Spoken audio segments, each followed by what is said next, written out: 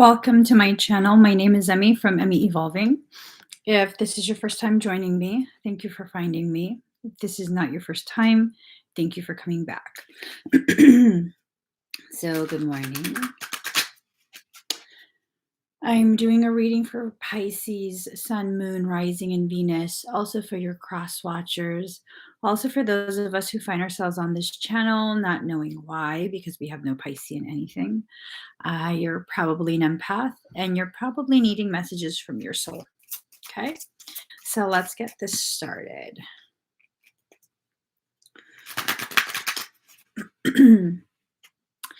I asked what this reading was going to be about, and there's so much more to this than you realize. Okay, whatever it is that you're going through, there is so much more to it than you actually realize.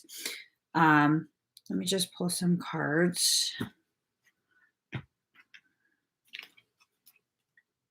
There have been so many attempts to, I don't know, I hear reconnect, reconcile. I'm wondering if it's like parts of the old you are trying to come forward and be recognized by the current you. I just don't know.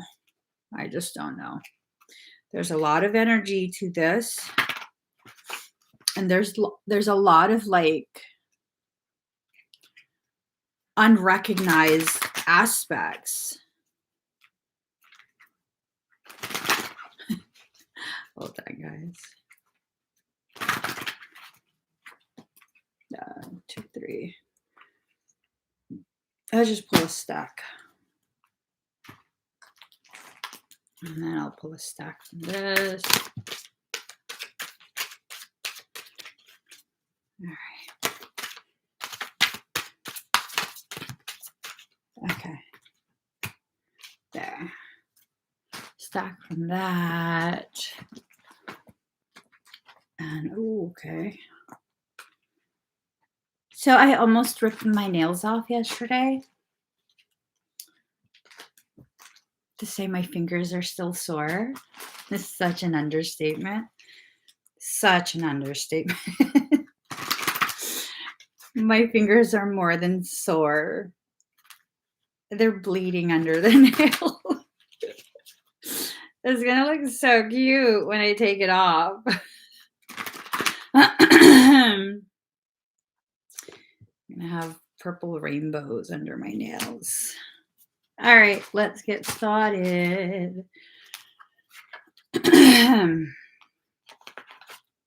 Let's see where this is taking us. Let me just flip all the cards first the same way. All right.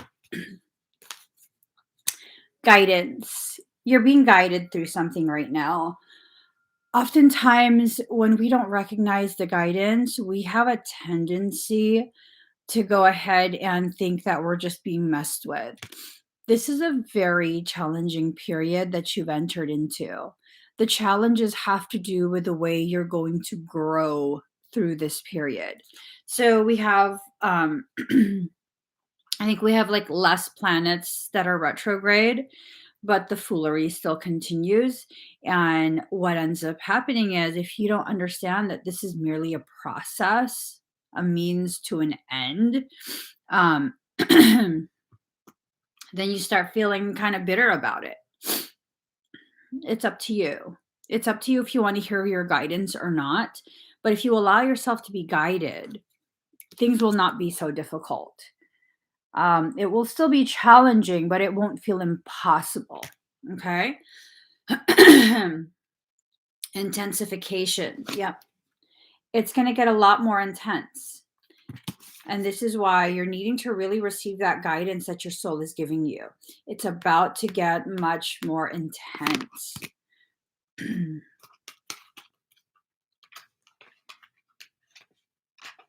Okay. So we have initiation, autumn, and protection.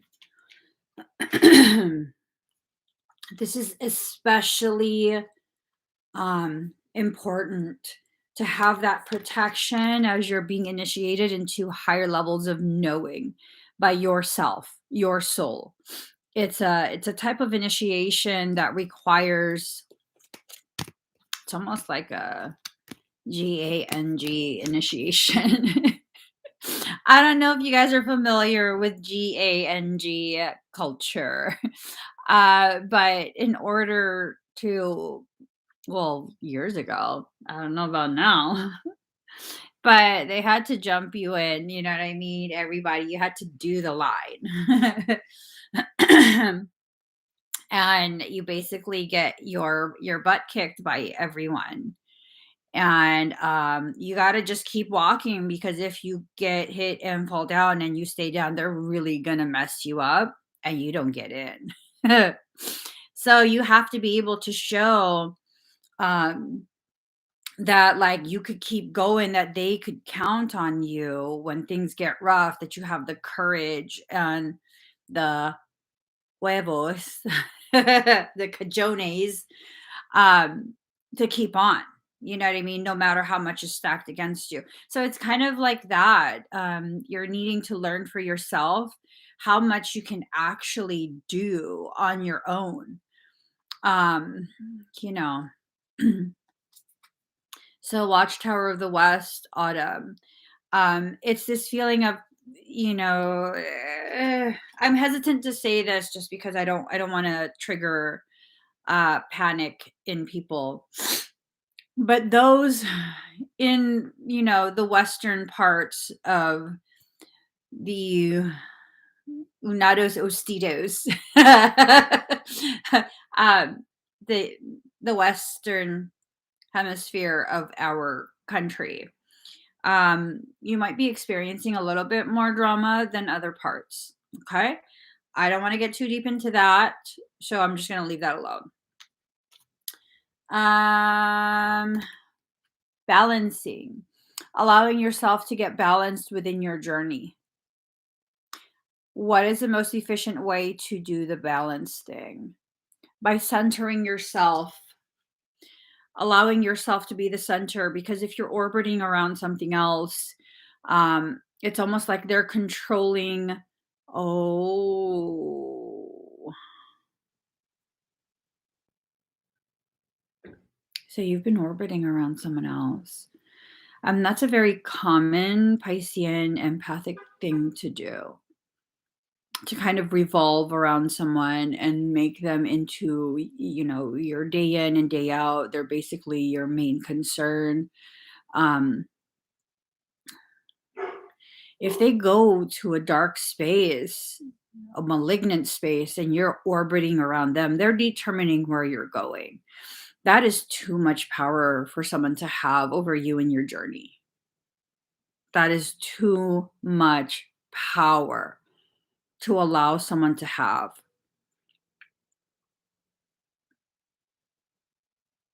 Oh shit. Hold on. My brother's locked out. Hold on, hold on. Un momento.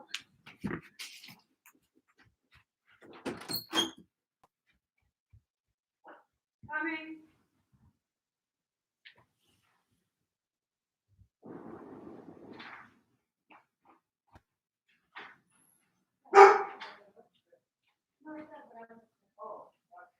Oh shit.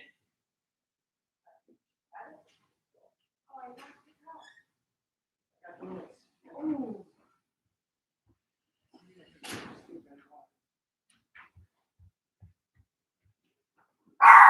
Joy! Joy! Joy, come!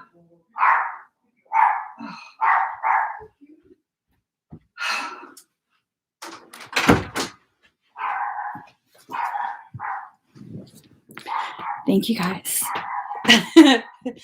Sorry. Someone locked the door on him. Anyways. Okay. Imagination. So it's almost a sense of like someone's creating stories. Is it you? God, you're starting early. Imagination. See, again, going to the West. Heading towards the west. Now I'm all hot. Imagination. Wash hour the west.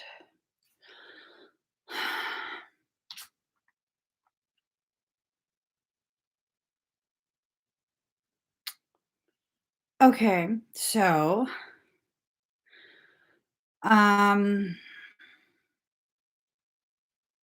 I don't really want to talk about that, but uh I will let you look at the picture and then I will let you decide for yourself what this could potentially mean in regards to the West. Okay? Yeah, that's Joy Joy. She's made it a point to start like barking at my brother just so that he'll be like, "We're friends, remember?" Just like she'll charge at him and then he'll be like, "Oh, you're a good girl." And then she'll be like, "I am." And she'll stop. So she's been going through some weird shit the past few days. So there's a fulfillment going on. Okay. It's been contained within a vessel and it's about to be full and it's about to be, released, unleashed, set free. Very choice words. Okay.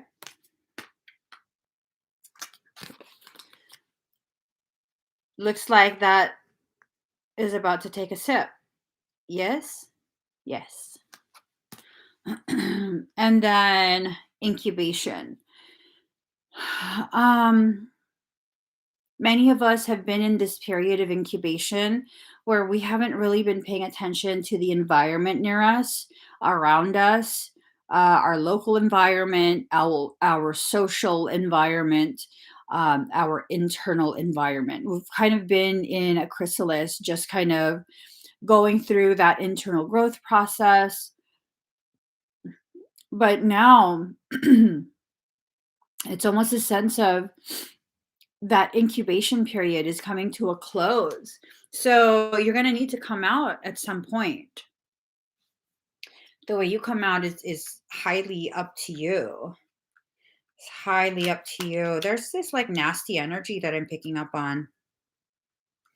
It's like a really nasty energy.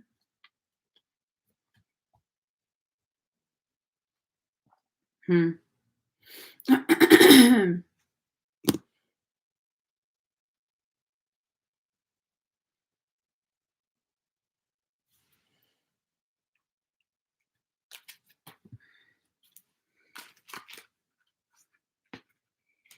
Mhm.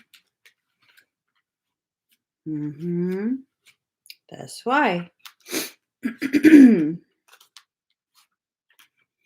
So, okay. Remember, you've been being guided down a certain space, right? A certain path. That's what the very beginning of the reading was talking about, direction, being guided, guidance. Well, now you're being redirected. You're being brought to a different place. I think because you're having this opportunity presented to you by someone else's malicious intent. When someone is malicious towards you, you can do, I feel like you have two primary options. Okay. The first option is to allow them to be successful in their malicious intent, um, allow them to have their way with you, do harmful things to you, and just feel like you're disempowered and like, what can I do about it? I hate when people say that. Like, and hate is a very strong term for me, for my family. Like, that's like a bad word to us. You know what I mean? With all the bad words that I say, hate, like, hate and the word stupid, those are the worst words you could ever say. So I hate when someone has this mindset of like, well, what can I do? Well, it's your life.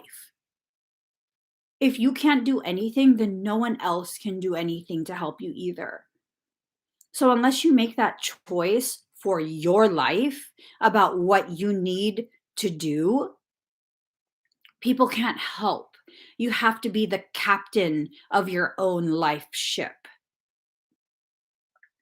So you can either allow someone to be successful and satisfied in the effects that their maliciousness are having on you, or you can see this as an opportunity to amplify and elevate the potentialities of learning. That's all. That's it. Go through it, seek out solutions, apply those solutions. It's not enough to know what to do. It's not enough to know what to do. Like you have to actually apply the solution for the solution to be effective in some way, shape, or form, for it to have the opportunity to be effective. So you're being redirected and you're being asked to receive. You're being asked to receive an actual knowing of something. You have a very good idea of people's intentions, people's integrity, all of that stuff. You have a very good idea of what people are wanting to do to you. You have a very good idea. Please stop with a wiggle. No, I could be wrong. No, you're not wrong. You're not wrong. Most empaths and Pisceans, when you don't like what you're picking up on, then you try and convince yourself that you're wrong. That's just how I've always seen it. Empaths and Pisceans have a very good idea of what's going on in someone's intentions. And sometimes we try to convince ourselves that we don't simply because, well, because they know it's parasitic. They know it's parasitic. I have several parasitic people that I'm still in the process of processing out of my life.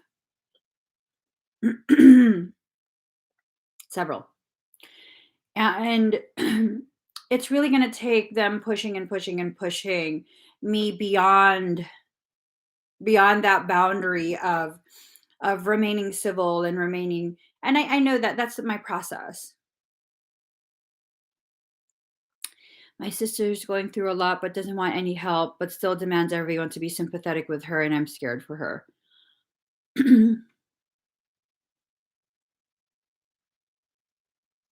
No. That's part of the problem with what's going on with your sister, Sochi. This, like, everyone has to be sympathetic with her, but she won't allow anyone to help. No. If you want people to be sympathetic, then you need to allow them to help.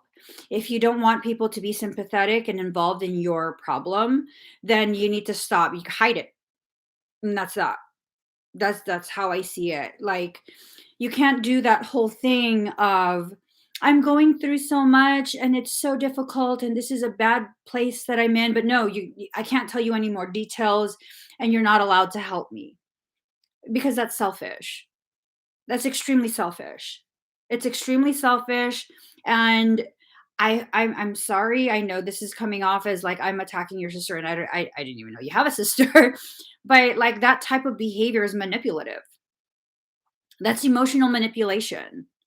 It's like holding someone emotionally hostage. If you don't want them to help, don't tell anyone. Just don't. I know I have a difficult time accepting help, so I don't tell people.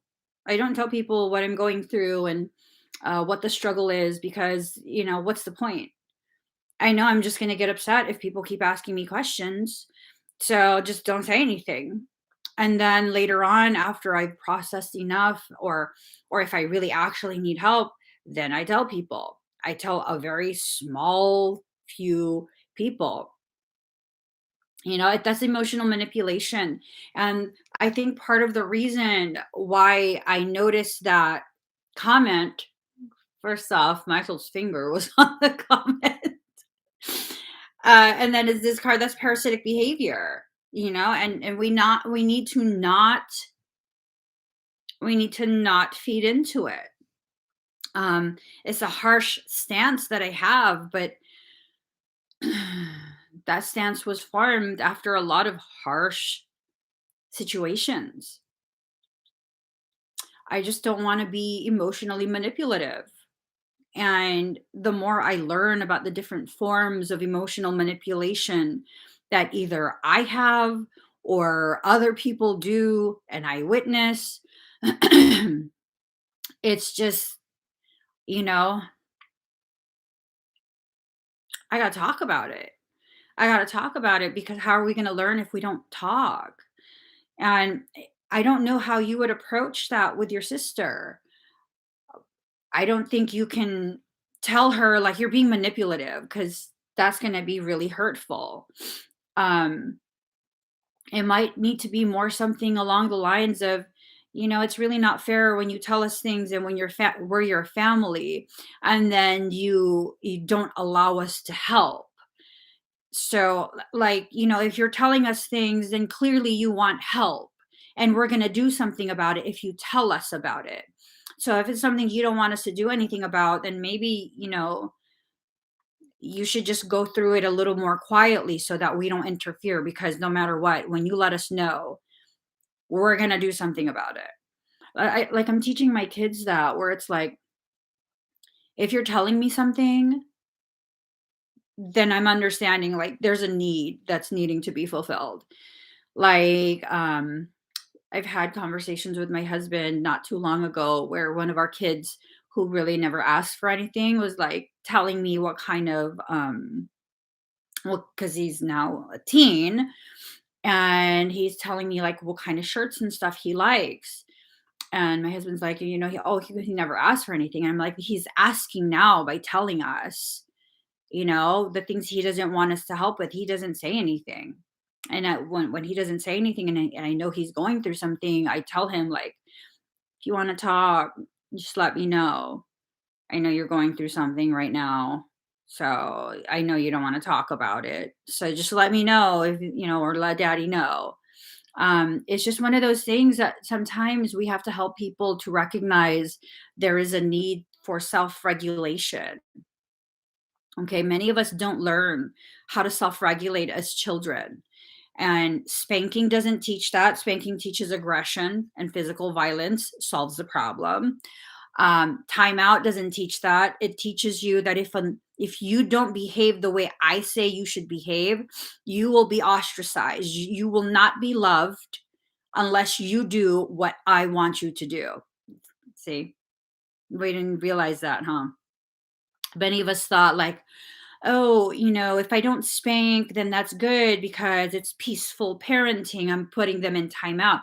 What do these motherfuckers do in timeout? Like, I have so many, it makes me really angry.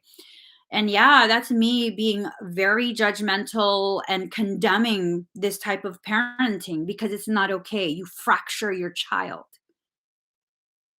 You're not hitting them, but you're emotionally beating them. These children are extremely sensitive. The newer children are extremely sensitive.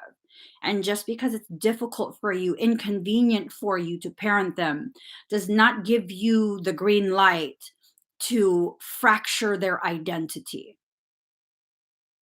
Okay. Like, I tell my kids straight up, like, you know what? Sometimes I get frustrated, but I would rather have you be a strong adult that can't be told what to do by other adults where you decide for yourself than be someone who listens to me and it's easy for me to parent you. And then everyone does that to you for your whole life. Like, you one or the other. You want a whole being? Raise one from the start. You want a kid that's easy to parent? Okay, you're probably going to raise a doormat. You can't then later on be like, I don't understand why you let your boyfriend or girlfriend do this to you, because you taught them that. You taught them they're only lovable if they do what you say. My kid who I did the timeout thing with, like, he doesn't like to upset me. And I'm like, listen, I'm your mom. It's okay for you to disappoint me. Like, I'm seeing the after effects of this at this point. Like, it's okay for you to upset me. It's okay for you to be like, no, I'm tired, mom. Like, this morning I asked him, because he's already awake. I asked him if he wants to do you want to go to Starbucks and get me coffee? And he's like, "Not really." That's okay. But before that, because I've been really making it a whole thing of like, listen, it's okay for you to be like, no, I'm tired. That's fine. That's fine. Let me deal with my own emotions. I could be disappointed all I want. Who gives a shit? It's my emotions. I got to learn to regulate myself. And so now he's more like, I'm tired. I mean, he did end up going. He's like, I'm tired, but daddy said he'll drive. Like, okay. If you're tired, it's totally like, it's fine. It's fine. But see, we don't understand the effects of the way we parent our children until they're adults, and now we're dealing with adult ugly behavior. We don't get it. Timeout teaches them, I will reject you if you don't do what I say. I think that's quite possibly more devastating than a spanking. I don't agree with either one. I'm not telling you guys how to parent. I'm just sharing my opinions.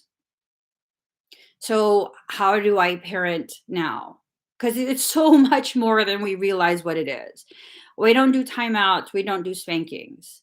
We do, hey, you know what? I asked you to stop. Like I explained to you that when you scream like that, like it really hurts my ears and it makes it difficult for me to regulate myself. Like, why are you screaming? If you like to hear yourself make those sounds, like, could you do that in a different room? Like, you could go to your bedroom and do that in your bedroom. But this is like a family space, a common area. And if it's bothering more than one person, then you need to remove yourself and do that where you're not going to bother other people if you want to continue doing that. But here, like now, two people are complaining about it hurts their ears. If it's just me, I'll remove myself. You know what I mean? Just kind of like allowing yourself to see them as another human being. The concept of, oh, they're just a kid. I don't know. I don't know. And it's not about having the children take on the responsibility of being an adult. There's times where, not all my children are adults. So it's like, okay, I understand you're worried. I understand you're concerned. Um, this is an adult topic, and this is not something you have to worry about. Okay. Like, it's going to be fine. The adults are going to find a solution and implement the solution.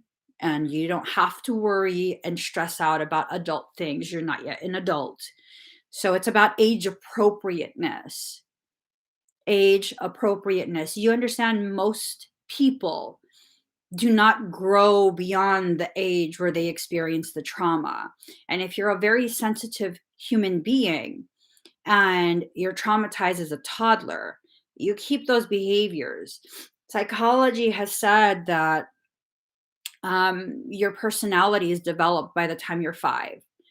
Small changes, small tweaks will occur from that point on, but you're pretty much who you are by the time you're 5, unless there's a massive, massive trauma that causes you to fracture or causes you to reintegrate the pieces that you fractured off.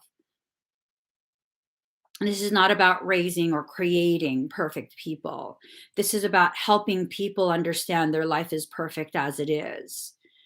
That it's not about creating ease, having an easy life, having a life where you have everything you want. It's about helping them to understand things will happen and these things happen to help you to grow. Sometimes they're difficult, sometimes they're easy. Grow through everything, anyways. Just grow. And after you go through these situations, when you look back, you'll have clarity regarding what you have grown through. It's about causation and effect, allowing them to accept that sometimes I'll choose causations and I won't realize I've chosen a causation, and I will live through the effect of it. And just because it's traumatic does not mean I cannot look back at it and process, digest what I have just taken a bite out of from my cake of life. Okay. We have to allow ourselves to receive the assistance that we need. Sometimes it's familial, societal, sometimes it's galactic. Um, I would be careful about channeling anything at this period. Like basically from this point on, I would be very, very careful and very, very mindful of how much I trust in information that is channeled from anything and anyone. And for those who are not too familiar with me, if you've stopped in here and there and you've heard me talking to a Michael, yeah, that's Michael. He's not channeling crap. He's playing telephone between me and my higher self because we not friends right now. We not friends right now. I don't really listen to my higher self, so he reiterates what my higher self is saying. He's just basically a delivery man. I don't channel anything. I don't channel anyone. I don't do any of that. I'm absolutely capable of doing that. But why would I need to do that if I can hear, see, and feel other things? If I have a highly developed higher sensory perception, there is no need to channel. The definition of channeling is allowing another being to occupy your body and use your vocal cords to communicate. There are certain audible tones and some that are not audible that have a very real effect on the human consciousness. Just because you are no longer cognitively aware of esoteric symbolism, sounds, frequency pairings, does not mean your genetics is not familiar with that. Case in point, this really popular trend on TikTok. Joy is fucking with Joy. For all we know, she's barking at the fucking wall. This bitch been tripping since yesterday. Okay, she bit poor Demo in the face. Yeah, no, she bit him in the face, and then he was like, and he's a Borble, so he's huge, and so he starts stomping on the ground, stomping on the ground in front of her, and she just looked at me like, I'm like, he gonna trample you. He's like, you just kept doing that. I'm like, you two better quit. He didn't trample her. He was trying to play with her. She bit him in the face. Like she got one of his cheeks. She did it in front of my brother. And my brother's like, she bit my dog in the face. She's not playing. She already arfed him. He's still a puppy. He's like, I think like 9 months old. He's still a puppy. So he didn't know. He was just like, and he's stomping like he's like, like that for real, like just in front of her. He didn't stomp her though, but I was telling her like he gonna stomp you. He gonna trample the shit out of you. You better quit fucking with it. She's like, she was just looking at me like, why is he doing this? Because you bit him in the face. Okay, so there's just a lot of things, like this is a lot of information, a lot of attempts to break through your protection, a lot of attempts to access you, either um, by affecting your perception, by bringing up earlier life traumas. And you can say all you want about how your kid is just like too sensitive. Maybe you're too callous. I got to speak on behalf of the children. Like you have all this space to like talk about the kids to whoever will listen. So maybe I talk back for them. Maybe you're not sensitive enough. It's like try and put yourself in other people's shoes. Like these children, they don't need sympathy, they need empathy. Try and understand how you could possibly feel going through the things they're going through. Okay, they're not normal kids, but that doesn't mean they're dysfunctional. It doesn't mean they're broken. It doesn't mean they need to be medicated or any of that. I'm not a doctor, okay? But most doctors don't understand this either. Part of what helped me to truly understand, first off, all of my kids are like, these are new kids. And I got very, very lucky because I got connected with a lot of the people who deal with profoundly gifted children. Thank you. What is going on with Joy now?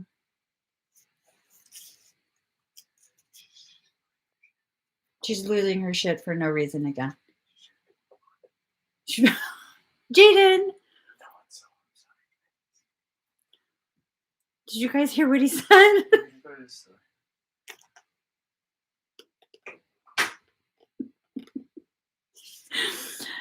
I'm just, y'all didn't hear that, right?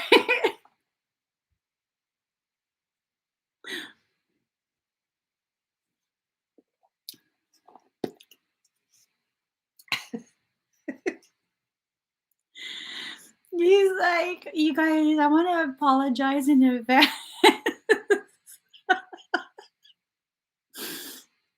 for anyone that might have said that or heard what he said.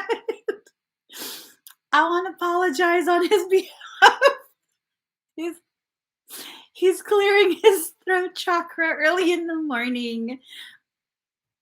We just leave it alone. We just leave it alone, okay? He just clearing his throat chakra. Oh Lord. Card number 52, twin ray healing. This is about healing through any fracturing you might experience, any sense of fracturing, identity manipulation. I think part of what gets me grinding so many gears, more clutch. We need more clutch.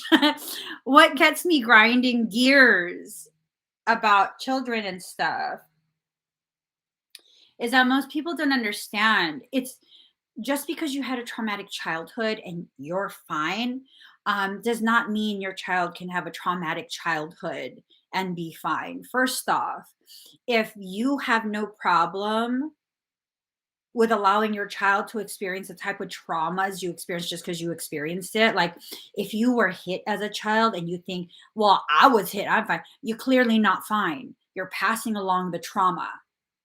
You're clearly not fine. You see how that works? You see how that works? Yeah. Yeah, that's not okay with, oh, hurt people, so you can't hold it against me because I was spanked. Well, you know how it affected you. So how is that okay? How is that? I'm totally the person, like, don't discipline your child in front of me because I'll be like, oh my God, I'll hug you. Yeah, yeah. I'm totally that auntie. I'm totally that auntie.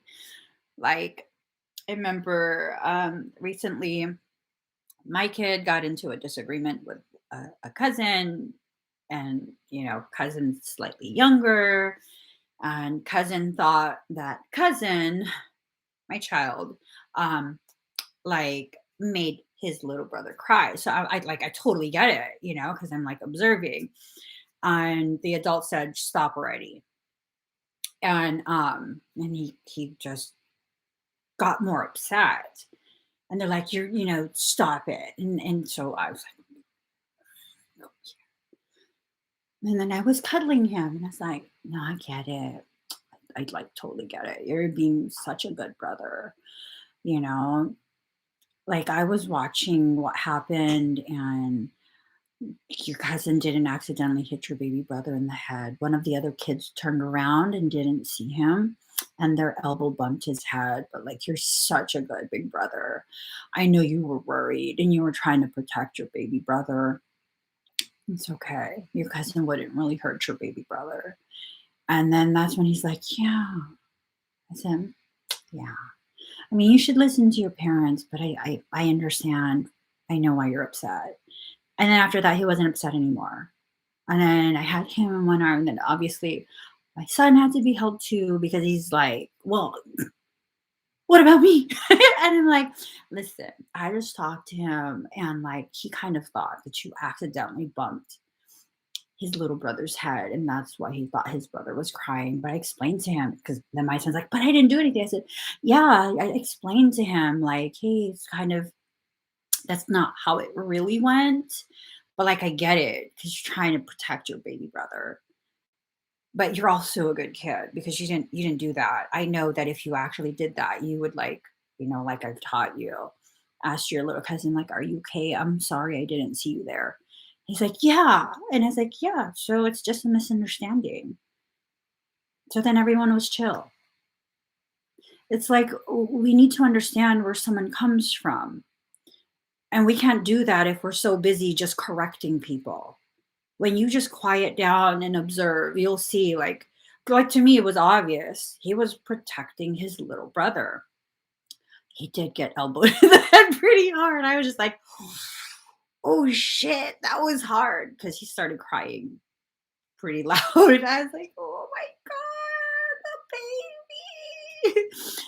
But paying attention and validating, validating what whoever is trying to do, like, "Hey, I understand that you're just trying to do what you think is right.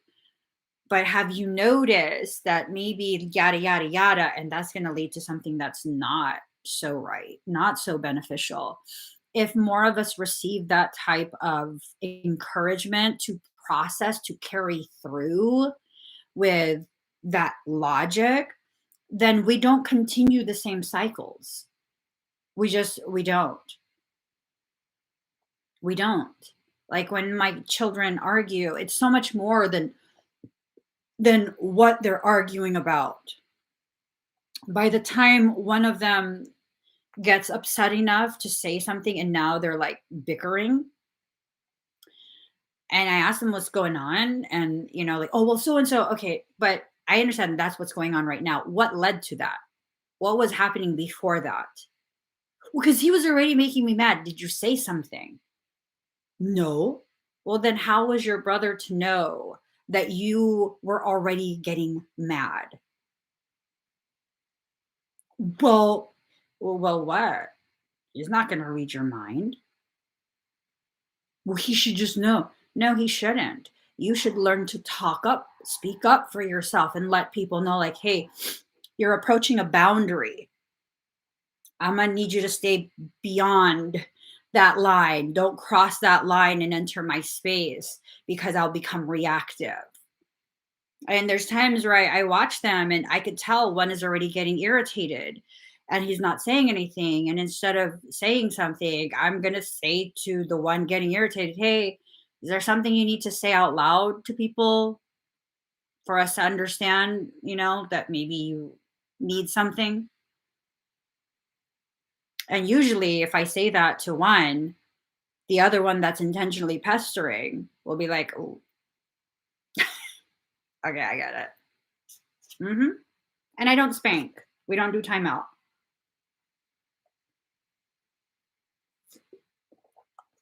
We don't do any of that. We talk.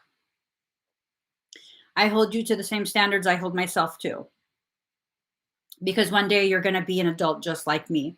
And I want you to exist from the very start as my equal. And no, you don't get to say and dictate to me, because although you are my equal, I am still legally your parent, and it's my legal obligation to guide you through life and help you to understand why sometimes I don't need your input and I'm going to make decisions for you on your behalf as your parent. See that? It's not all or nothing.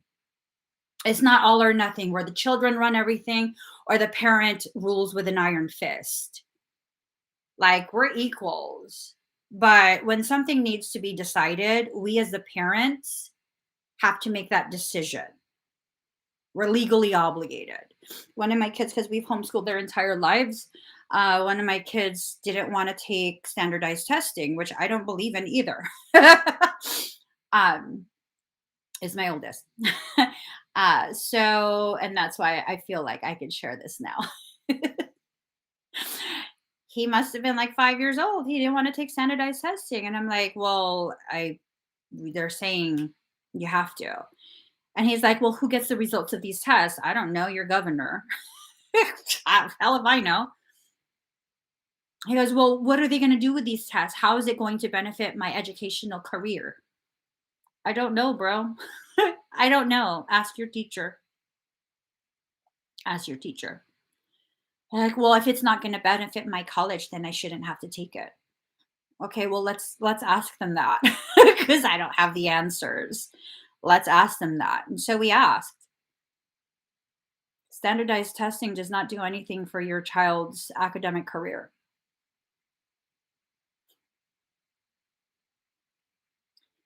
They use standardized testing to rank the schools for funding. And for many places, I don't know about now, but when he was 5, I found out for many places you can refuse. I asked because he had me ask. He had me ask. And yeah, they were looking at me like how dare you ask that? And I said, "Oh, my son wanted me to ask." My son wanted me to ask at 5 years old. And they're like, "Well, we primarily use it for funding and this and that." And he's like, "I don't want to take it." I said, "Okay, well, can we refuse to take it?" And she's like, "Oh, well," I said, "So yes or no, can we refuse to take it?" Technically, you can refuse, but and then I said, "Okay, thank you. We have to go." At which point my little one in the car, "I told you, mommy." Where did you know this? This fool Googled it. At 5 years old. He Googled it. I'm like, well, then you were letting me know. Oh my God. And then, like, I don't know, a couple years later, we're still in the same program, but in a different state at this point. And my second oldest, um, the teacher wanted him to read for her. My kids are way beyond their grade level for their age. They're like way beyond that in regards to comprehension and all of that. And they don't really like to show people they because they're around nothing but ridiculously intelligent people. They feel like they're not ridiculously intelligent. They're kind of unsure if they're smart or if, they're going to embarrass themselves. And I'm like, you're so ridiculously smart. And so his teacher wanted him to read for her. And he's like, who's going to get the test results? I'm like, don't start. This is not standardized testing. They want to make sure, because we're new to this school district, that I'm not just lying about, you knowing how to read and knowing math and stuff. This is just an assessment to see where you are for placement. This is actually necessary. And he still refused. He said he was nervous. So what I did was I didn't tell him that the teacher was listening. I was just like, could you read for me? Because he has no problem reading for me. And so he read for me. And then I told him, okay, well, I have to talk to your teacher. You can leave the room now. I'll talk to her and see what we're going to do. And I get on the phone. She goes, oh my God. Because he was at like kindergarten, first grade, second grade. I don't know. When do kids usually learn to read? Like second grade, first grade? Whatever grade it is, she's like, "Oh my gosh, he reads at like fifth grade level." Did you think I was lying about how smart my kid is? Did you think I that like he doesn't read, but I'm going to tell you he does because I'm going to hide that.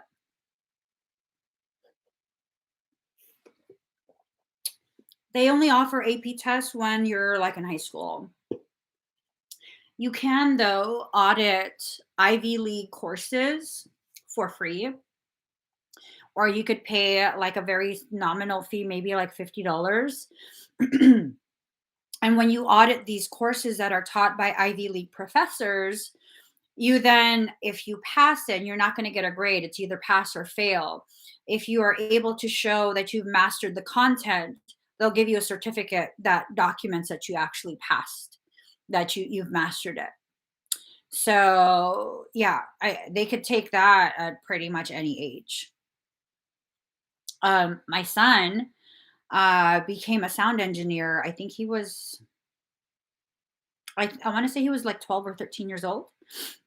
He audited programs from Ivy League colleges. I think he did the sound engineer course from, it was either UC Berkeley or Stanford or MIT. One of those like really bougie schools. We did it at home, and yeah, he's a sound engineer since he was about 13. Is that experience what led you to homes? What led me to homeschooling was my oldest began reading at 17 months old. He started reading at 17 months old. By the time he was like 18 months old, we were going over college level anatomy and physiology. And the schools didn't know what to do with him. So I was like, well, fuck all of y'all. Fuck all of y'all. You're not fucking with my kid. I don't think so. So I found this program in California. It's amazing. I love Miss Shy. Yeah, no, she was so good to my son. She's like the director owner. It's called Safari Kid. Like if you guys ever call Safari Kid in Northern California, let them know Jaden's mom sent you. She's gonna be like, oh my god, my Jaden. Yeah. So this is a program where the children, they all basically come from the same culture, and this is a culture that pushes children to academically excel. And he was in that program, and even that, like, he far exceeded anything they could teach him. I remember one day I was gonna, so before that he was in a preschool, and I went to pick him up, and the preschool teacher was like, your son pulled me aside during class and said he had to defecate. I was like, oh my God, does he need more clothes? And she goes, no, no, no, no, no. But he said he needed to defecate. And I'm like, yeah, did you take him? And she goes, yes, but he used the word defecate. And I was like, yeah, did he go poop? Did you take him to go poop? Do I need to bring him underwear? Like, what's up? And she was just like, well, it was just the word choice. And I said, well, that's how we talk. That's how we talk. And then he let me know he was like 4, 3 or 4. He asked me not long after that, he was like, is my teacher mentally handicapped? And I was like, what? What do you mean? She talks to us very slow. I wonder if she's mentally handicapped and can't process very fast. And I was like, no, I'm pretty sure she's not, but that's how they speak to kids. And she goes, why? He goes, why? And I was like, I don't know. I don't know. Yeah. And so he felt that was disrespectful. So he became disrespectful in class. And he stopped listening to the teacher because she spoke to the kids slow. So he felt like he didn't need to give her respect because she was being disrespectful. And I was just like, okay, we're pulling you out. We're pulling you out. That's not what actually is happening. This is how they talk to children. And she asked him, because he brought his very last life, he was in the military. That's how he died. And so he was very fascinated with like World War type of weaponry. World War One and Two weaponry. And it was he always does these like table books, like documentaries. He never did anything with children. And it was sharing time, show and tell. And he brought this book, and she felt that it was not appropriate. And he got so offended. She was like, it has GUNs in there. And he's like, they're images. They can't harm people. And yeah, so that was the last straw for him. And I found this other program called Safari Kid, and he was there for a little bit, and all the kids knew how to read and everything. And with that, after a couple months, one of the teachers, one of the like teachers aides or whatever, I think she said something rude to one of the other classmates. They're all toddlers. They're all toddlers, like 3 to 4 years old, and they can all read. And I came to pick him up, and Miss Shy's like, "Can you come here, mommy?" And I was like, "What's up?" And she tells me, he staged a revolt. And I was like, "I'm sorry, what?" And she says, he staged a revolt, and he like recruited all of the other children. And I was like, oh my God. I was like, did he hit someone? And she goes, no, oh, no, no, no, no, no, no. But he said he was not in agreement with policy. And he stood up and he went to the back of the class. And I was like, and then what happened? She goes, all the other kids were wondering. And he was like, when will you join me? So within a few minutes, all the other kids were standing in the back of the class with him, refusing to do their schoolwork. And I was like, well, and I asked him, what happened? He said, I didn't like their policies. I was like, which policy exactly did you not like? He didn't like the tone. He did not like the tone because she was speaking in a very frustrated manner to one of the other students. And like, she wasn't even talking to you? No, mom. I was like, did you tell the teacher? She wasn't there. So I just removed myself. So that's why you were standing in the back of the class. I'm not going to participate in that. I was like, I will let Miss Shy know. I will tell her and let her know. Okay? He's like, please. I was like, oh shit, he wasn't even talking to you. He didn't like the tone. Well, you can't be frustrated with children. It affects their growth. Yeah. And then he later on, like maybe a few weeks later, they were playing and he fell and he hurt his knee. And so that teacher's like extra careful with him at that point, right? Because he'll call her out. He'll let management know. And he fell. And so immediately he calls Miss Shy, or she calls Miss Shy, and she's like asking him, I sound like, what happened? Are you okay? Like, I might have fractured my patella. I come to pick him up, and she's like, he fell. And I was like, oh, is he okay? And she's like, he said he might have fractured his patella. And I was like, oh my God, do I need to bring him to the doctor? And she's like, but he said his patella. And I was like, yeah, that's your kneecap.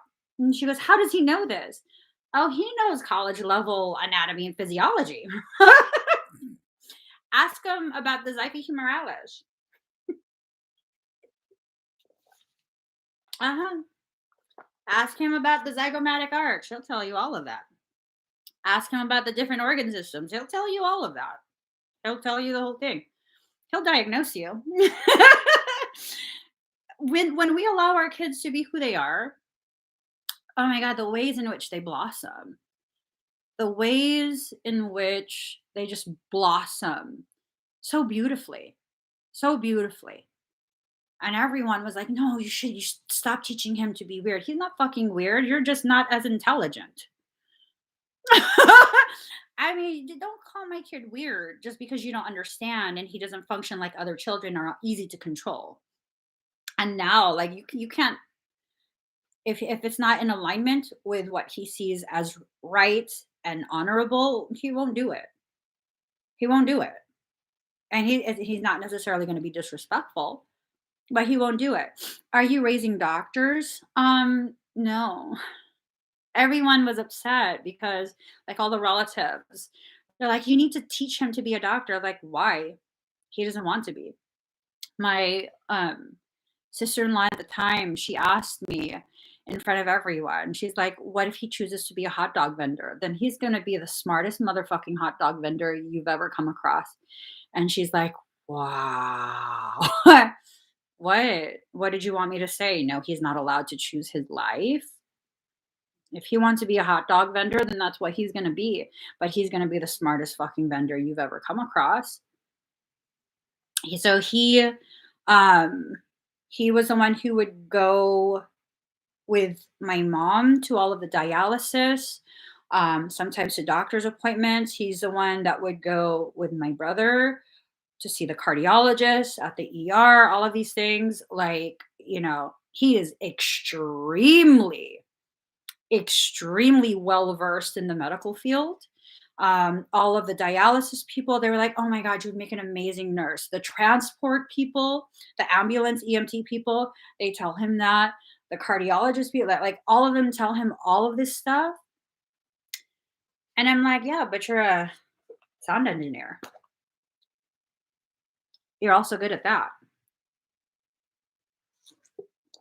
He excels at anything he does.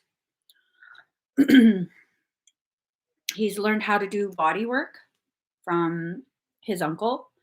And I don't know if you guys know how big a deal my brother actually is. I don't like to tell him because, but he deals with top tier pro athletes, like top tier, like people who do pay per view MMA events. Those are his clients, top tier. When I say top tier, I'm talking about top tier. And he taught my son how to do body work, and my son knows how to do energy work as well. And so he works on top tier athletes as a hobby. He also works with industry people in the music industry because that's also his hobby. He will excel at anything he chooses. And I tell him this: you will excel at anything you choose to do. I don't really care what you choose to do. I'm going to support whatever you choose, and you're going to excel because you don't know how to do anything else but excel. You don't know how to fail. That's a fact. He doesn't know how to fail. He knows how to frustrate the shit out of himself, but he doesn't know how to fail because that's never been an option. Keep at it. You don't understand? Learn it. It's hard to learn it, ask for help. When you get the help and you learn it, apply it. Now it's done. It's not about how well what you no. Now it's done. That's all you have to do is finish. So he's learned from day one. All you have to do is finish. And because you finish, you've excelled. And that's just a natural part of you.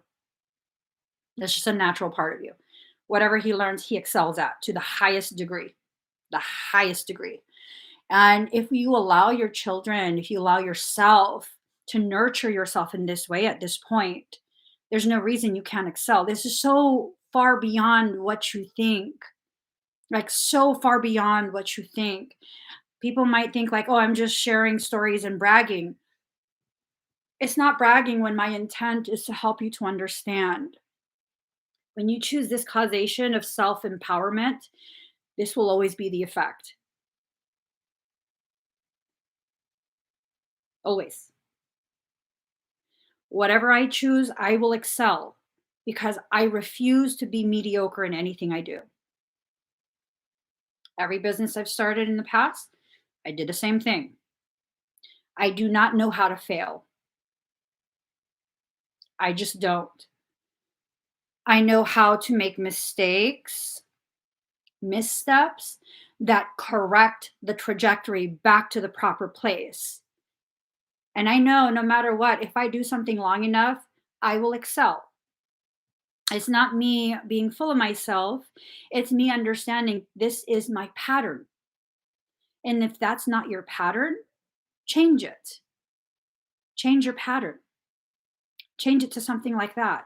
I mean, do you understand how much time and effort it takes to maintain the toxic patterns? Because it's a lot of time and effort.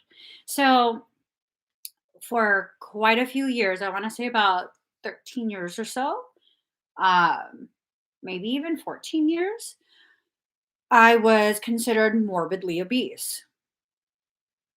Okay, that's a technical term. It's not a self hatred term, it's a technical medical term. Okay. I was about 230 pounds, 227 most of those years.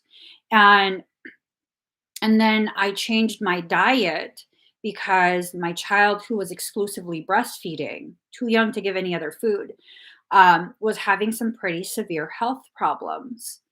And I felt like it had a lot to do with the diet the baby was getting from my breast milk. So I took out all of the lower frequency foods, and his health began to greatly improve. I did not restrict my food intake. I did not do any type of additional exercise. I didn't do any of that stuff. I just removed the foods that I felt, intuitively felt, that he would be reactive to. And um, what happened was, with zero effort, in 3 months, and I've shared this picture before, but no, I don't have it in here. I don't have it in here. In 3 months, I lost literally over 100 pounds in 3 months. And I kept that off the entire time for, I want to say, maybe 5, 6 years. I kept it off with no effort. No effort. And in that 5 or 6 years, I'm like, how come I'm not gaining the weight back? I'm eating chocolate regularly. Like I'm having truffles. Those are calorie dense. I can, as a matter of fact, I was having a hard time keeping weight on me. Well, because I removed all the things that cause the inflammation, I'm naturally a small person. And when I realized that and I looked back at my life, it's like, damn, looking back at how much I ate of the things that are, highly toxic to me, I put so much time and effort into that, into maintaining the fluff. I called it my fluff. Into maintaining the fluff. Like, no matter what, you're going to expend a specific amount of time and energy every single day of your life. What you spend that time and energy on is what's going to determine the way it affects you, your health, your perception, the way you live, the ease with which you live, your level of success, what you can accomplish. If you guys just did that frequency diet that I was talking about, try it, like truly apply those principles for 3 to 4 weeks, you'll begin to see how much you feel like you've been dying this whole time and didn't even know because you had nothing to compare it to. I didn't realize how much like death I felt for 13 years. I didn't realize it. I didn't realize it at all. And when I shifted my diet, just because, I was doing it for my child, um, God, I was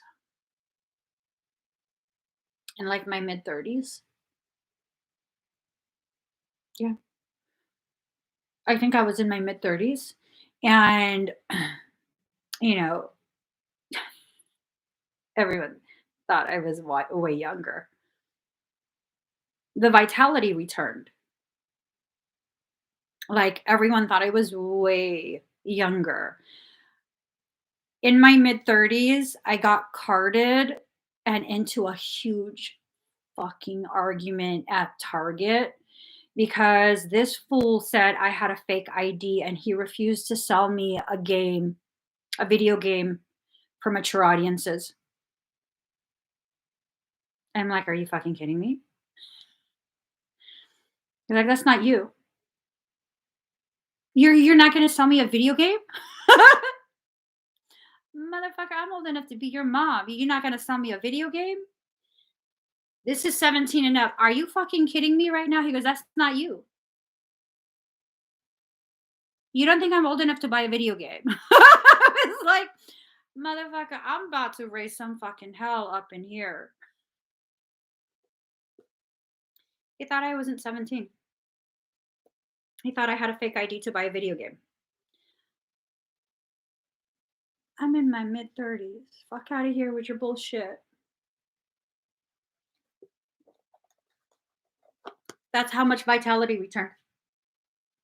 And when I was taking my son to, I forgot where it was. All the kids thought I was his older sister. He was already a teen. They thought I was his older sister. No, motherfuckers. I'm his mom.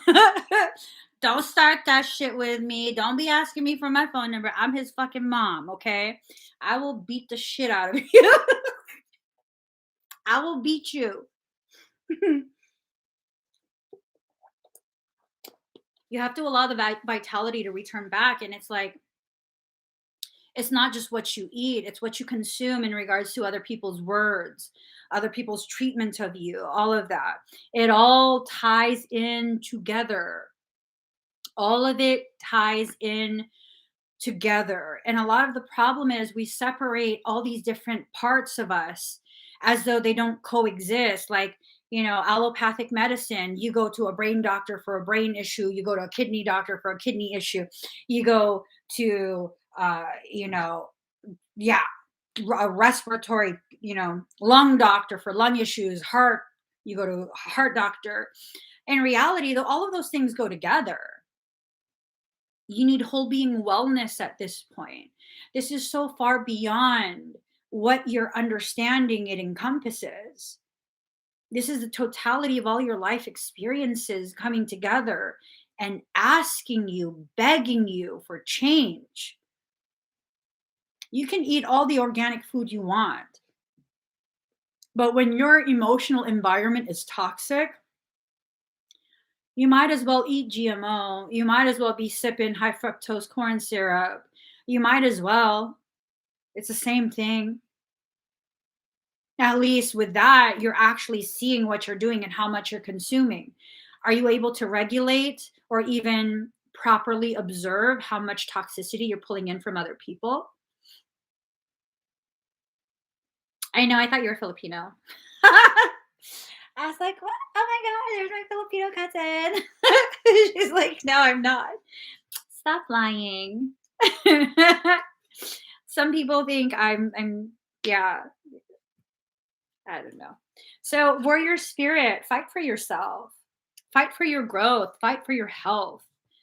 I mean, if the world is going to make you fight to exist, you might as well fight for the whole shebang. You might as well fight for your entire peace, like internal peace. I'm a peaceful person, but I'm willing to go to war for the right reasons. And what are the right reasons? Myself and my peace. Myself and my peace. Those are the right reasons. To maintain my peace at whatever cost, it has to be maintained. I'm not a violent person. I can get aggressive. You get me speaking about the right topic, you approach me in the wrong way, I can get aggressive. Am I physically violent? I mean, are you forcing me to be physically violent? Because I've exited that place in my life where, for much of my life, I've existed in such a way where if you try and do something to me, not only will I not fight back, that's fine. I don't really care. Who cares? But you do something to someone I love, now you did it. Now you did it. And I'm realizing I need to be part of that group that is loved by me. So now, no, you don't get to do anything to me. No, I don't care if you haven't learned. I'll teach you. I'll teach you. I'll teach you through my response. I don't care if you've had life traumas. No, I don't get to be your punching bag. I don't get to be your doormat. Your only option when you're with me is to stand shoulder to shoulder with me as my equal. You want to be less than me, that's your choice, but you can't do it here because I don't want none of that. You think you're above me, that's fine too, but you can't do it here because I don't want none of that. I want equals, and that's that. Well, I mean, you can't tell people what to do. I can't tell you what to do, but I can definitely dictate what I will accept and not accept within the garden of my life. You can still be who you are, just not here. You see how that works? Well, but what if they choose not to? Okay, then they can keep being that for the rest of their life over there. But I don't want to lose people. You know what? If you can walk away from me, I never really had you to begin with, and that's okay. That's okay. Go ahead and leave to create space for someone who wants to be with me, who wants to walk beside me, who understands the gravity of us walking side by side. Well, I'm just not that brave. Yes, you are. You just don't want to be. There's a difference. There's a difference. So it's like, okay, I feel like because my hair looks really ratty right now, I feel like I just don't have good hair, you know? Yes, I do. I just don't want to fix it. Yes, I do. I've never had a bad haircut. You know why? Because if I fix it, it looks good. No matter what the haircut is, I can rock it. It looks good. I just have to like it. And even if it's chopped up and crazy looking, I can rock it and you like it too. Mhm. I took clippers to my hair once. Gave myself a pixie cut. I was gonna shave it all off, but my husband caught me. He caught me. I was going through some serious shit. I went and found his clippers and I walked upstairs. I was gonna fucking just shave it all off. And he followed me upstairs and he knocked on the bathroom door and I opened it. I'm like, what? And he goes, do you need a hug? I do. Do you want me to help you cut the back? He didn't want me to cut it, but he's like, do you want me to help you cut the back? No, it's okay. Can I give you one more hug? Yeah. So I didn't shave it off. Instead, I gave myself a pixie cut because I've never had a pixie cut before. You see how love, like real love, healthy love, can kind of help you to weather some of the more crazier things that you're about to commit to? Had he busted in that bathroom and like started yelling about, you're not gonna cut your, oh, I promise you, I would have shaved the shit out of my hair right down the middle first. But he came upstairs and he was like, there's a lot going on. Do you want me to help you cut the back? And after that, it's like, who am I fighting? Am I trying to prove something? Am I trying to fight with someone? Like, what is this? And had a lot to do with cutting off the old, just getting rid of that old growth and allowing myself to see myself in a different way. Mom's key, he does. He really, really does. I don't think anyone else can ever get it the way he does ever. Like ever. And if I'm going to be really honest, I don't want to see if anyone else can either. I'm not interested. I'm not willing to commit to anyone else or give anyone else that type of chance for this lifetime. Like, yeah, no, I'm good. I'm good. I already experienced such a beautiful thing. And that's why I've made the decision long time ago. Like if we were to ever not be together anymore, I'm just, yeah, I don't want any other relationship. I just don't. I don't feel a need to recreate this with anyone else. It took quite a few years of investing in each other to get to that point where our love for each other is a healthy kind of love. And it's always been an intense kind of love, but for it to be where it's at right now, yeah, that took a very long time. And I'm just not willing to invest in anyone else in that way because of the love that he's given me over the years. It's made me feel more of a whole person. And I no longer depend on someone else to make me feel complete or powerful or valid or any of that. Like he helped me to learn how to do that for myself without trying to. See, when you're in a relationship and you think that that's your goal, you're going to try and make someone learn this and that, and you're full of it. Kind of rude, but it's the truth. It's the truth. He wasn't trying to teach me anything. He was trying to learn things on his own, and I was trying to learn things on my own, and that's why it works. We allow each other to trigger each other in such a way that guides you to your own conclusions of what you need to work on at that time. That's how real love works. That's how you empower each other. But when you go into something thinking that this is, I'm going to teach them and make it, no, you're full of it. This is something you wish someone would do for you and you refuse to do for yourself. So now you're projecting it onto someone else. And that's just not how it works. As you go through your process, you are definitely protected. You have that warrior spirit and you have that protection. You have to allow yourself to go through the healing process. So, soul separation and past life return.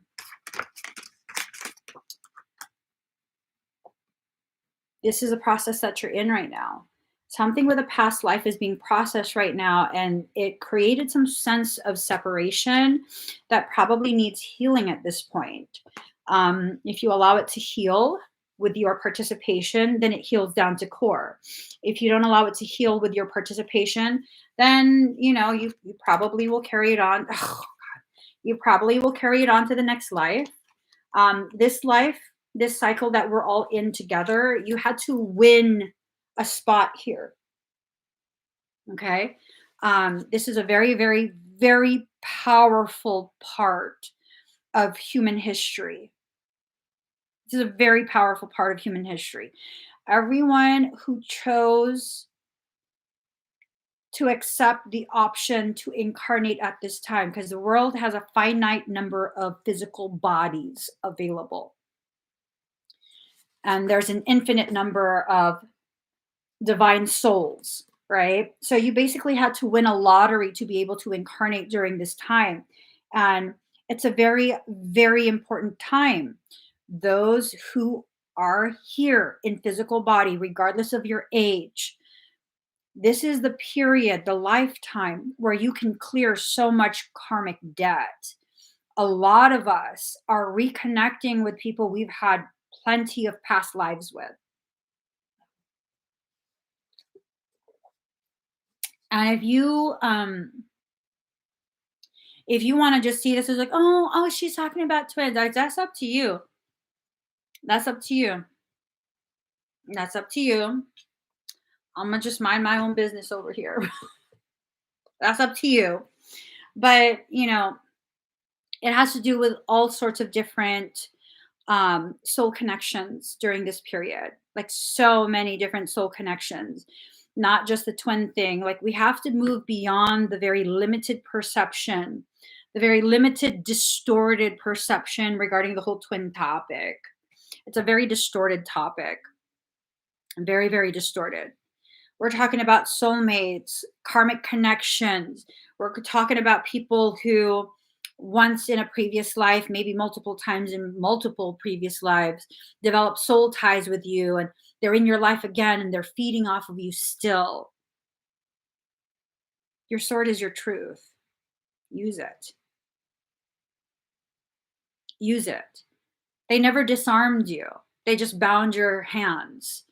I mean, even with your hands bound, you can still grab things. You can still pull out a sword and use it to cut, right? You have to begin using this opportunity to clear as much karmic load as you possibly can in this lifetime. Karma is not about punishment. Karma is miasmic light code, frozen light code. Miasmic distortions exist within your morphogenetic field because those are the lessons that you paused. For example, for example, if you are taking an online course at college, and part of that course you have to watch videos because the lectures are recorded videos. If you're going to need to go run an errand, are you just going to let that video keep playing? You're not going to learn what you need to learn and you're going to fail that test. Am I right or am I wrong? So, what is the most efficient, most intelligent thing to do? Pause that video and go run your errand. And when you come back and you're now ready to continue the lesson, you simply unpause it and continue watching, then you take the test. That act of pausing it, that's karma. That's a miasma. Miasmic distortion is paused, frozen light code. This is the lifetime where those lessons that were paused are being unpaused. We're being allowed to reconnect with people from previous lives so that we can begin clearing out that ledger board. And that's all it is. It's not retribution. It's not this. It's not that. It could be as simple. Okay, so let me give you an example. I recently came across someone, and I'm still in many ways dealing with it. Um, this is someone who murdered me in a past life. We all got to die at some point, right? Many of my past lives involve being not so good ends. So this person murdered me in a past life. And part of what I'm still dealing with is choosing the decision of how to proceed. Obviously, I'm not going to let you murder me in this life. No. So that's off the board. There's no more, like, I'm not going to allow myself to be accessible to be murdered. Okay. That's just plain and fucking simple. That's not even up for a debate. I'm not allowing that. So then, does that mean the lesson's done? No. Because in that previous life, I already knew that they had been stalking me. Why am I so sensitive to people stalking me? Because I've been stalked for many lives. Okay. So then that means what in this life? Well, it means now I need to take actions to prevent people from stalking me, especially if they have malicious intent and I have an intuitive knowing that there is a high probability for malicious intentions, right? And as I go through the process of taking the proper steps to ensure my physical safety, my financial safety, my social safety, my professional safety, then what happens? Then I've completed that lesson. It's not going to be an issue anymore. It's just, and that's that. That's that. And it'll be done. And that karmic ledger board will be cleared. This is a lifetime I'm going to do that. Why? Well, because this is a lifetime I choose to do that. I'm doing that in this life. It's not if. It's not I'll try. It's that that's happening in this life. And I refuse to accept anything else as an answer. I understand at this point. I'm incapable of failure. Does that mean I think I'm the shit? No, that means I know I'm incapable of failure because I will keep at it. I don't care what I have to do. I will keep at that lesson until I learn it properly. And then I'll move on to the next lesson. Oh, so you're not, what? Like you never make mistakes? Um, I'm saying if I make a mistake, I'll correct that mistake and choose differently.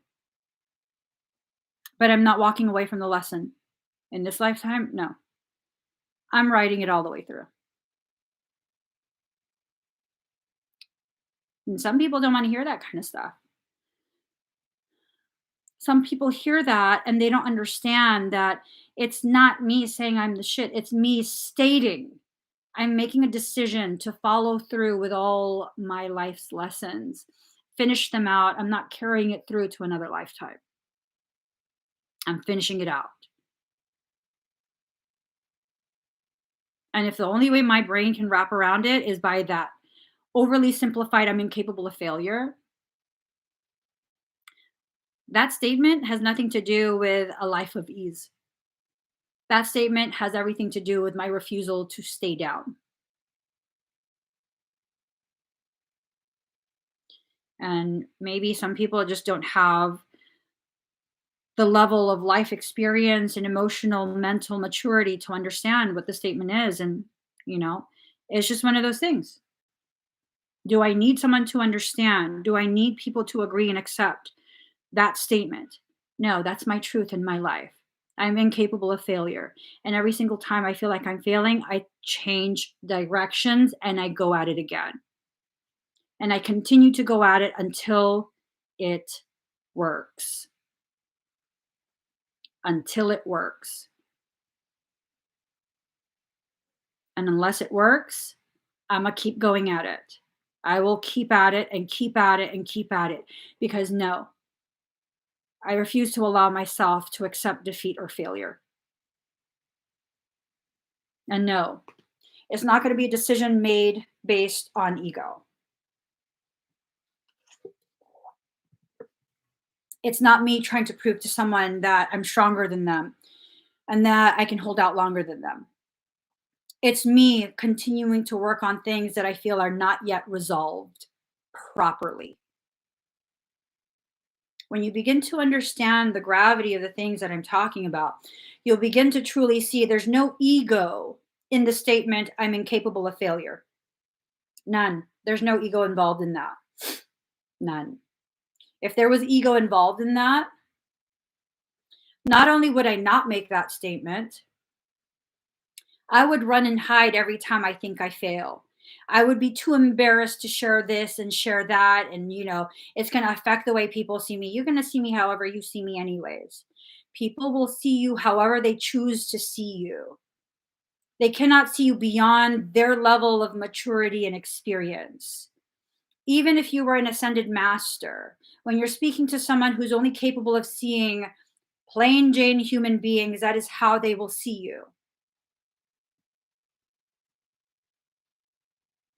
For a good portion of my life, I refuse to be able to see the greatness in myself and therefore the greatness in other people.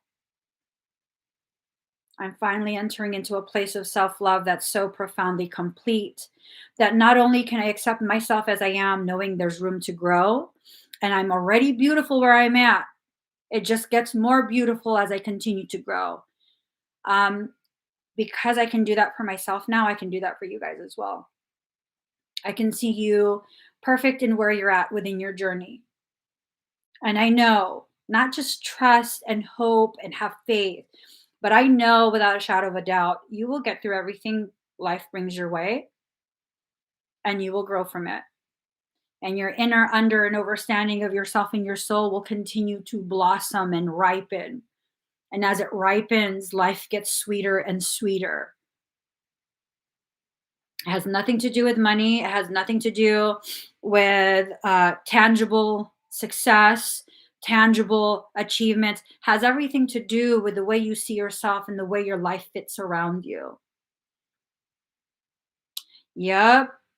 This process involves you never surrendering your personal power for anything or anyone. It just doesn't. It just doesn't. Like right now, I know someone is plotting, like plotting. That's not going to work out. When you have truth on your side,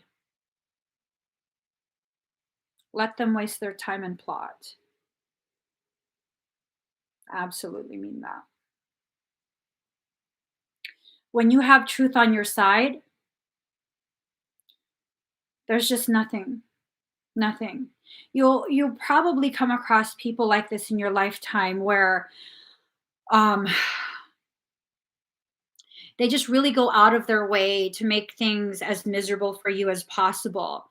Go through that experience with a knowing they're miserable and they're now asking you to help them be more miserable, because if you're going to not give in, they're going to be more miserable. And that's okay. I really don't give a fuck. You're a miserable person and you want to try and plot on me to join you in that misery. How about fuck you? Challenge accepted. I'll help you become a more miserable person by not allowing you to succeed in whatever the fuck you're trying to do. Challenge accepted. Yeah. Yeah. That's okay. It doesn't take from me. A lot of the people who are miserable in their life, they need you to stress. They need you to be worried and this and that. No, I'm kind of just like, well, I just wait for something to respond to. And when I need to respond, it'll be responded and it'll be efficient. I don't need to be upset with you. You're upset. You want me to be pissed off and stressed. The only one stressed is you. The only one stressed is you. When you can approach every single situation with someone nasty like that, like you the only one stressed here. You the only one stressed. Oh no, she's stressed. Not really. Not in that way. No. I already decided a while back. Nope. Nope. This is just going to be some sort of learning opportunity for me. So I can better understand the ways in which my love for myself, my willingness to defend myself has grown and blossomed. I need to be able to witness this. And so that's all this is, a witnessing of my level of growth. I won't be stressed with you. Mm-mm, I just won't.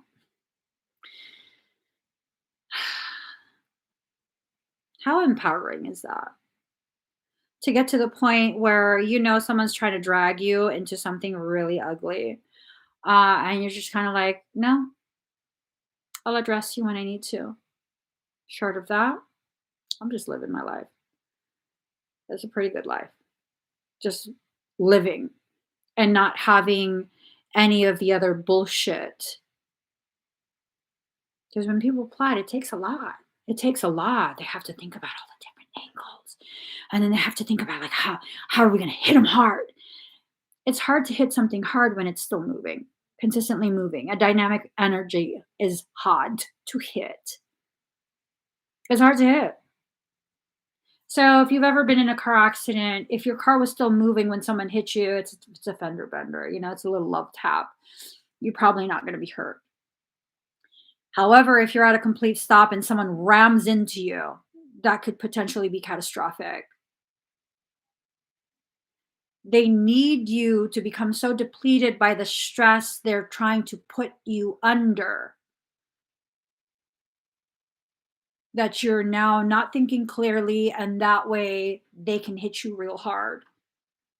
Now, I'm still dealing with a lot of my life experiences that I'm needing to process. That's a very real component of it.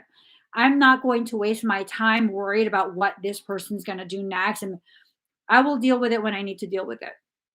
I'm making a conscious decision to begin prioritizing. Right now, I need to deal with the emotional and mental injuries someone else caused me. Even if it's the same person that caused those injuries or not, this is what I'm dealing with first. I am my priority. My emotional mental health is my priority. And that's that. No one gets to take me from that focused intent. No one. When it's necessary to respond, it will be responded to.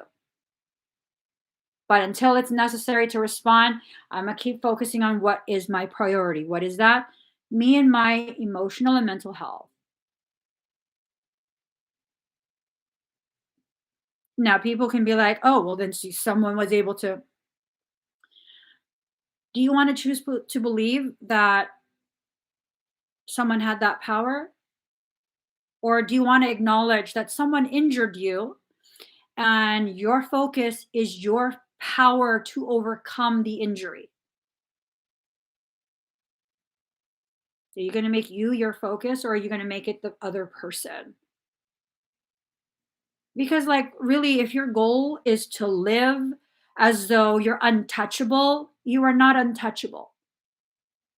Different people will come across your path, and each person will have a specific type of effect on you, whether positive, whether negative, whether beneficial, catastrophic, destructive, whatever it is, people are going to have their effect on you. And if it's your goal to never allow people to affect you, you've imprisoned yourself.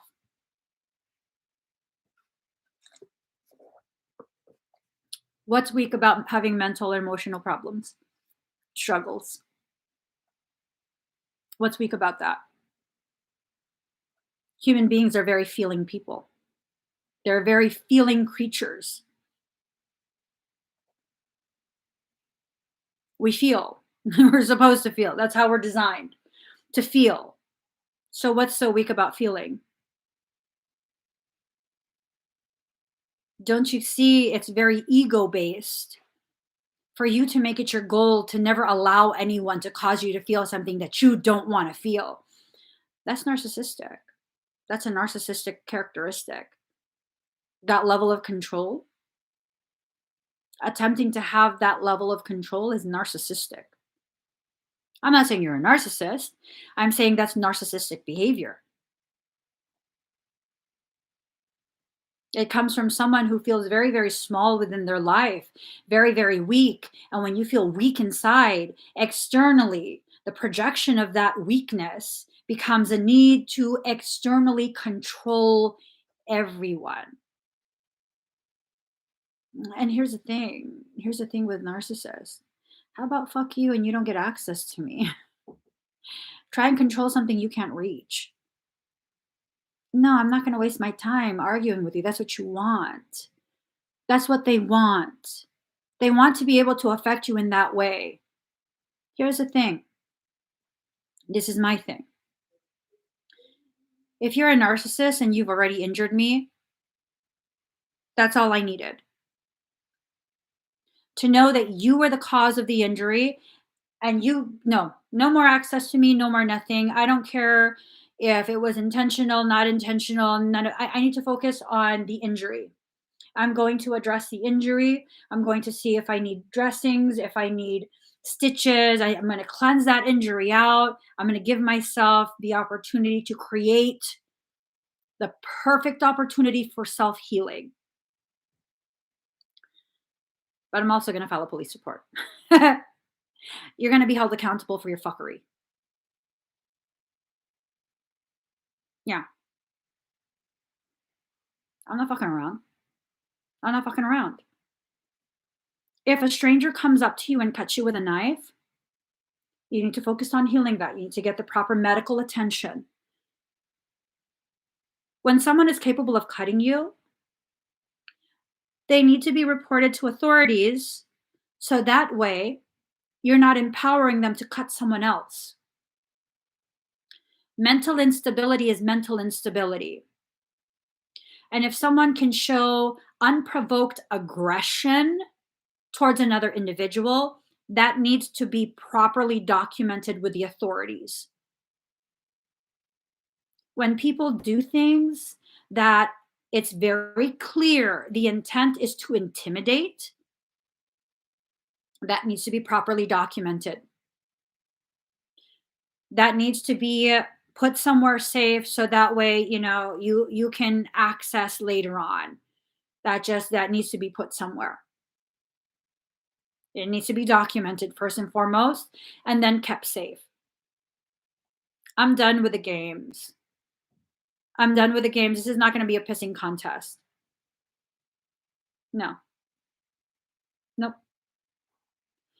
A pissing contest is nothing more than seeing how far you can project your toxicity, because that's what pee is. Excreted liquid toxins. That's what pee is. You want to get into a pissing contest? Pissing contests are all about how far you can shoot, project your toxicity. Come in.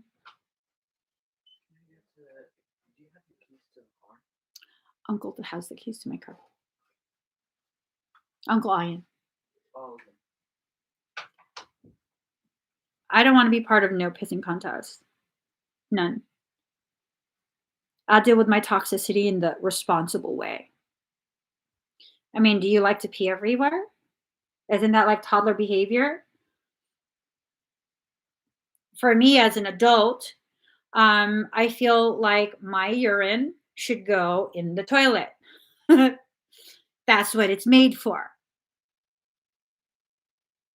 And then you have to, consider, have I allowed myself to behave in such a way that gives other people this impression that I am their personal urinal? And this is all very like graphic and whatnot. But I mean, really though,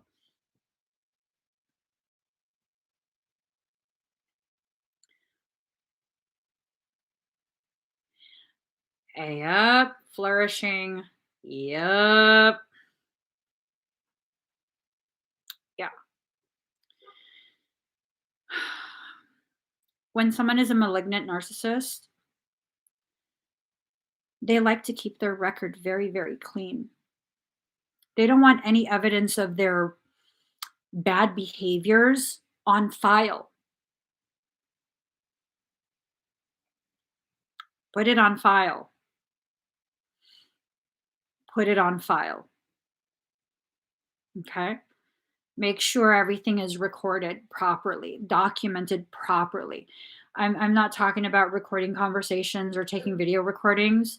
Depending on what state you're in, you could get yourself in some pretty big trouble recording someone without their permission.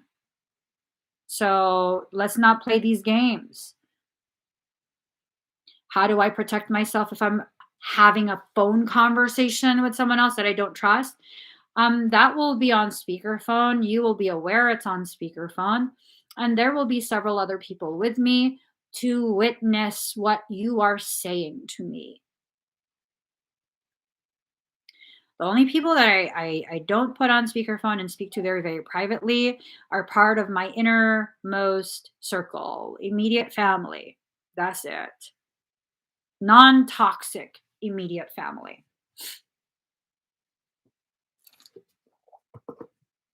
And that's it. That's it. I'm at a point where I've learned enough about myself and my life to be able to accept people as they are. And if who you are is a toxic person, I accept you as a toxic person, and you're not going to spread that toxicity here. In the hospital, sometimes, like in the ER, there will be patients who are combative because they're either mentally unstable or they're like under the influence of substances. And I mean, I really got to give it to people who work in the ER, because God, the things that they deal with sometimes. I once had to go to the ER for something, and there was someone who I don't know what they did. They came in by ambulance. They're refusing to admit that they did any type of substances, but I'm sure they did. Whatever they did, I'm sure they did something, because the things that they were saying, the level of screaming and all of this and all of that. And I asked the doctor, like, hey, is that person okay? What's going on? They're like, yeah, someone came in from a festival, and, it's just, they say they didn't take anything, but clearly their behavior shows that there's stuff going on. And we kind of just have to deal with it. I'm like, oh my God, I'm really sorry you guys have to deal with that. And he's like, all we can do in that instance is put our face shields on and gear all the way up, because this person was spitting on everyone. You don't want to get any of that in any of your mucous membranes. That could be like something communicable. This was before the time of COVID. like way before the time of COVID. So it wasn't, it was just like considered spit, which is still nasty. That's still nasty. So maybe when you have to deal with that, put on all your gear, put on the face shield. Don't let any of that in. Just don't let any of that in. What do you feel? Do you feel like you can handle your life and all your events? Because if you don't, you need to begin making shifts within yourself to prepare you to begin dealing with the things you need to deal with. Avoidance is no longer an option. You can no longer choose to avoid the situations that need to be addressed. This is for you, for your growth, for your peace, internally as well as externally. The toxic people in your life need to finally be dealt with. They need to finally be dealt with.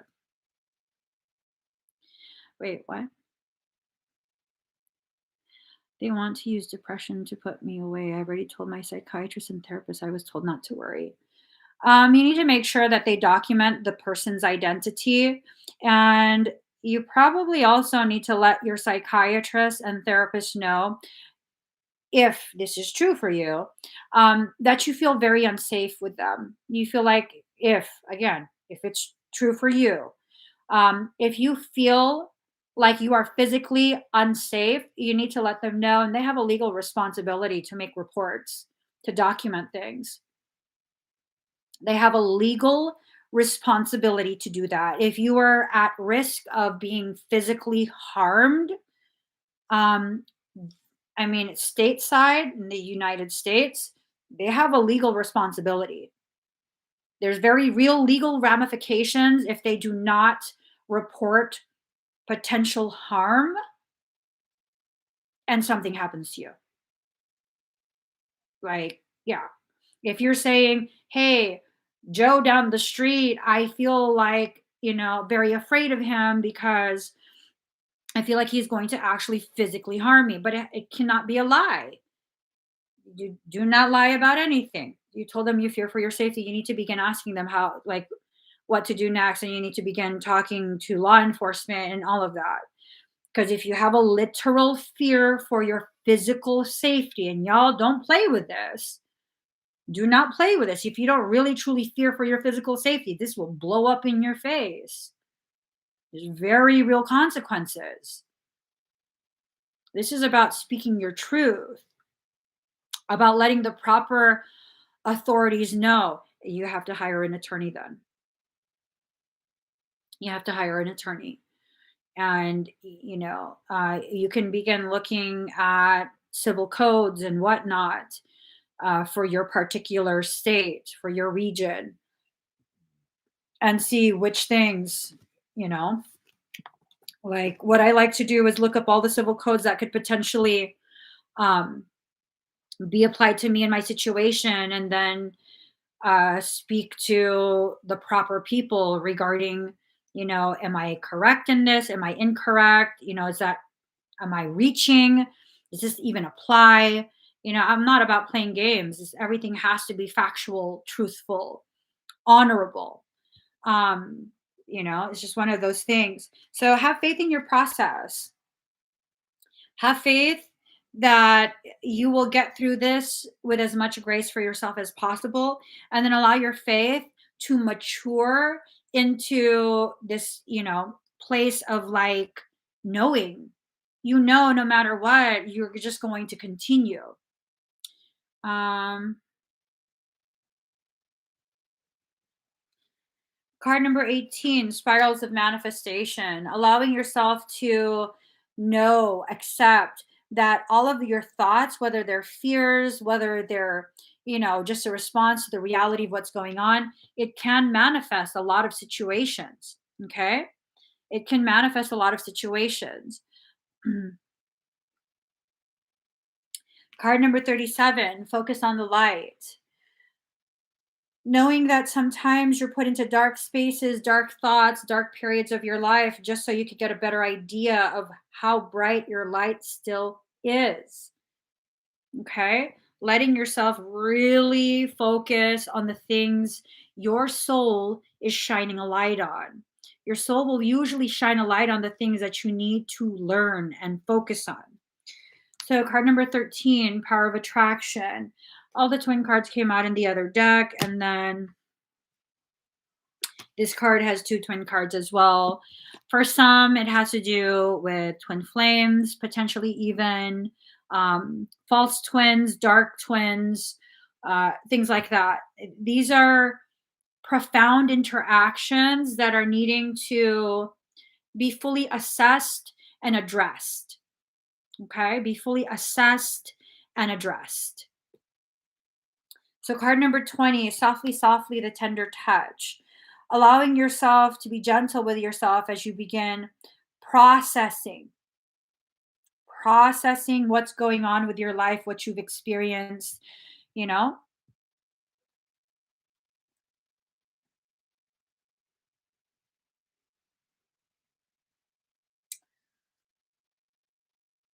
I'd never negotiate with a terrorist. I'd never negotiate with a terrorist. You want me to sign documents for something and you being terroristic towards me? Fuck that. I'm not signing shit. You've already gone out of your way to terrorize me for a period in order to prime me, groom me for more terror. Fuck that. I'm not signing shit. Take it all the fucking way. I'm not signing shit. If I sign something, you best believe I'm signing it under duress, which negates the fucking contract. Nope. I'm not signing shit. I just had to learn this recently. Do not sign things under duress. That's an actual legal thing. Do not sign things under duress. If you're signing something because of intimidation, because of this, because of that, and you're not signing it of your own free will, you're afraid of the ramifications of you not signing a document. Sign it and put three dots. The ellipse. Doot, doot, doot. I am signing under duress. And that's it. I wouldn't even fucking sign. I wouldn't sign. It's just it's a setup for more fucking bullshit. It's, my logic is this: when I give in to someone who is being a terror to me, that empowers them for more terror later on. This is what I've experienced over and over and over and over. Every single time. Someone who uses terroristic type behaviors to force my compliance for the sake of peace, for this, for that, whatever reasoning I can come up with, that person will always up the ante. Always. So then what should we do? Face it head on right then and there. Fuck future fuckery. Face it head on right then and there. That's it. That's it. When it's done, it's done. Promise you, when it's done, you won't be able to do more shit to me after. When it's done, it'll be done. But I'm not giving in. No more. I don't have to go through more cycles of learning the same fucking lesson over and over and over. Every single time a person uses those tactics to try and get me to comply, to be quiet, to this, to that, they always up the ante later. More threats, more fear, more this, more fuck it. I'm just going to face it head on right now. I'm not going to drag this out. I'm going to just fucking face it head on right now. I have no expectations in how it plays out. I'm going to face it head on right now. This is not carrying forward to any other part of my life at any other point. It's right now, all or nothing. But when it's done, it's going to be done. It's going to be completely finished. And I will not give anything up as a concession. I will not give up my ability to speak my truth. I will not give up my ability later on to defend myself, to you know, have access to things that I had a legal right to access, but I gave it up because I didn't know. Like, no, no, no. All my decisions must be well informed. And if I don't know enough, I will not agree. No more. I'm not doing that anymore ever again. If I don't know enough about what I'm agreeing to, I will not agree. Doesn't mean I'm against it. It means I don't know enough. And if you're going to try and pressure me to agree to something that I don't know enough about to make a proper, informed decision, you're on my shit list. What does that mean? I don't like you. Okay, well, what's the ramifications of me not liking you? I don't like you. That's the ramification. Well, I'm gonna do spells. No, I'm not. I'm not a fucking bitch ass like that. Like, I don't like you, and that means I don't want you around me. I don't want to interact with you. Like, go away. And that's that. That's the extent of that. Like, go away. I don't want to hear what you have to say. I don't need you to explain things. We don't need to get along. We don't need to be friends. We don't, no, just go away. Just go away. Like, you're allowed to not like people. Not everyone has to be your friend. Not everyone has to like you. I don't need to go out of my way to convince you I'm a good person. You think I'm a bad person? Okay. So go away. Unless you're telling me something that I feel in my heart, like, okay, wait, girl, hold up. They might be seeing something about you in your life that you're, maybe avoiding. Maybe it's distorted.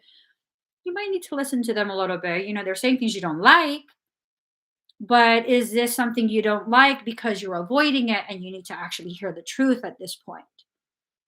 But if it's just like opinion, yeah, go the fuck away. Keep that opinion. Really commit to it. Marry it. Marry yourself to the fact that you don't like me and then go away. I'm not going to go to your celebration. I'm not going to your wedding reception. Like, fuck off is what I'm saying. Okay? I mean, be very clear. Like, just whatever. I don't give a fucking shit. You know? And people who are like, people who are accusing you of wanting things, especially if a parent is dying, it's usually because they want your share. Promise you. I read somewhere, whatever the narcissist accused you of, it's safe to say that is an admission of their guilt. That they are guilty of that. They're projecting out to other people. And it's been right every single time. It's definitely been right every single time. I had someone accusing me of perjury multiple times. Bitch, provide fucking proof where I lied. Provide the fucking proof where I lied. And they never would address that. They would always dance around it. If you're going to accuse me of shit, you better fucking provide the time stamped proof, evidence of what you're stating. Because I won't state shit that I can't fucking prove. I just won't. I won't state shit I can't prove because that's a fucking lie. That's a lie. They're saying that I'm perjuring myself. Nah, you're admitting that you're lying to all of your legal counsel. Yeah, they just repeat the same words and call it proof. Yep. Like, oh, you're not listening. Oh, no. I was listening and I was documenting. The best is like, I don't know why you're doing this to me. I don't even know what you're talking about. That's because you fuck with so many people. You don't know what I'm talking about. Yeah, no, you did that to me and that person and that person and that person. You know exactly what the fuck I'm talking about. I don't need to prove to you because we both already know and they're never going to admit. They're never going to admit anything. I'm not interested in any admissions or any of that. I'm interested in declawing your ass so you can't try and swipe at me. You see that? When you know this feral animal is a feral animal, I mean, unless you're one of those people that's like, "Oh, I'm gonna tame them."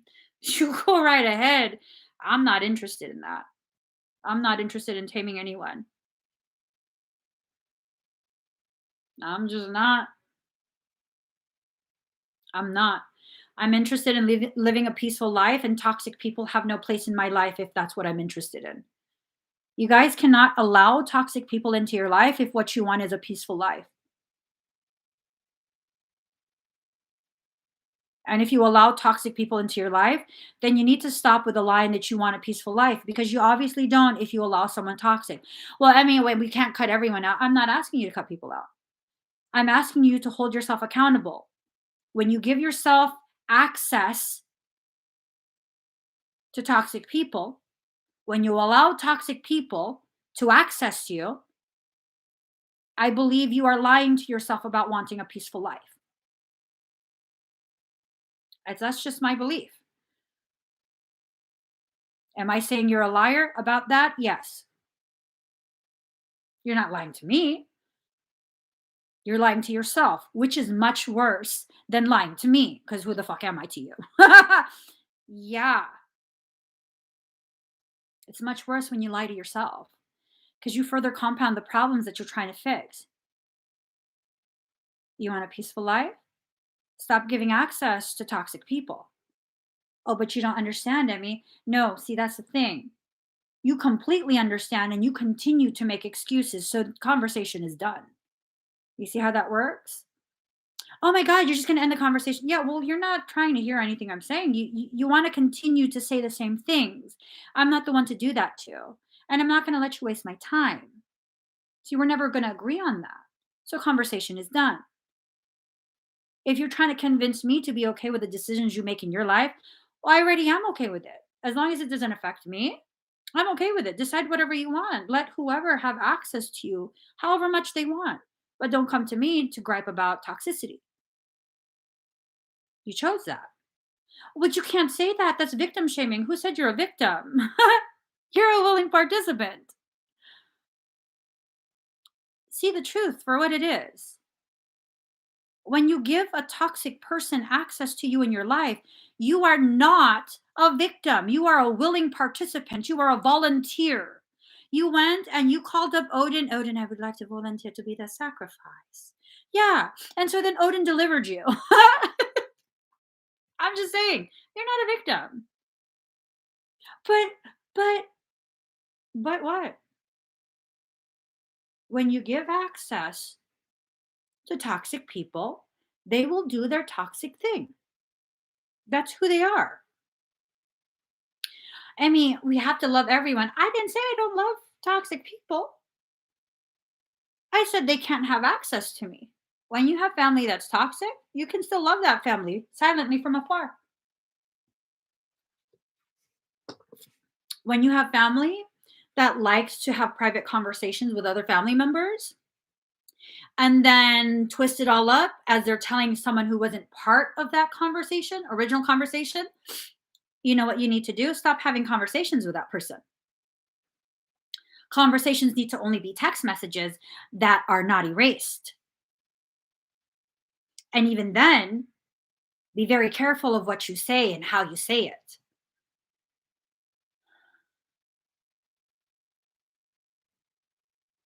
Ooh, Karen! I swear, baby boo. I swear, baby boo. Never hungry enough for a poison apple. Ooh. Mm, the gravity of it. Ooh. Órale, pues. Órale, pues.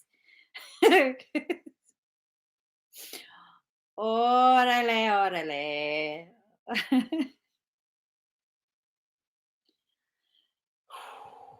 That's just like, I felt that. I felt that.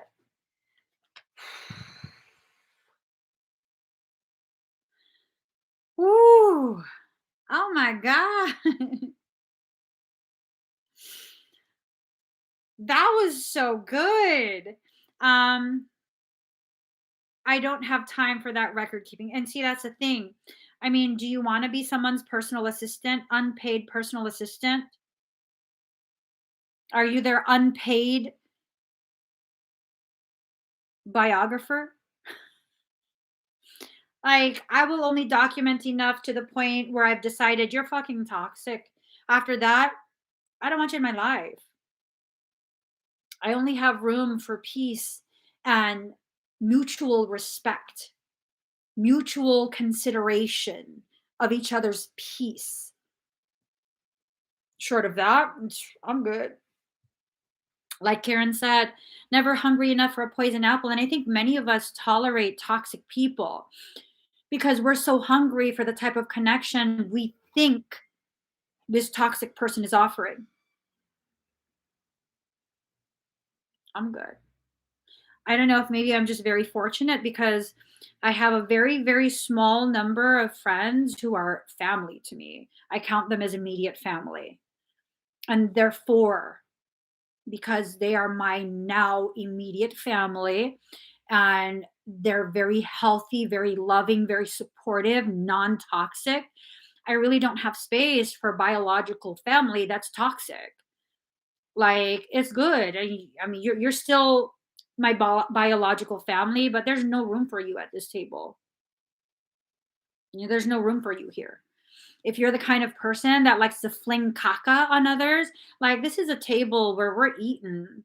We're eating nice, properly prepared, beautiful meals. Like we don't need none of that behavior here. You know what I mean? If you're hella sloppy with like your connections with others and like you like to get people into argue, no, we don't need none of that sloppy shit here. Like go somewhere else. There's standards at this table. And I think that's the main thing is that one, are you just so hungry for any type of connection and that's why you're accepting this? And two, do you have standards? Because many of us, especially women, are programmed to believe that if you have standards, then you're just being difficult. You're expecting too much and you're a bitch. And when people say that kind of things to me, I say, well, good. I'm glad you see things clearly. You're pissed that you can't fuck with me because I have standards and I expect people to have mutual respect for me, and you can't do that here. So now that you've identified me properly, go the fuck away. Like for real, all the way the fuck away. What about toxic coworkers who try to screw you left and right?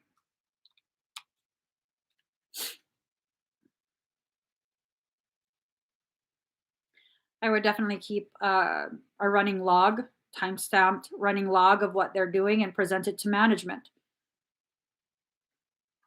And it becomes this thing of if they're harassing you, I mean, I'm not a lawyer. I can't provide legal advice. I'm just giving my opinion. If you have a coworker that keeps harassing you and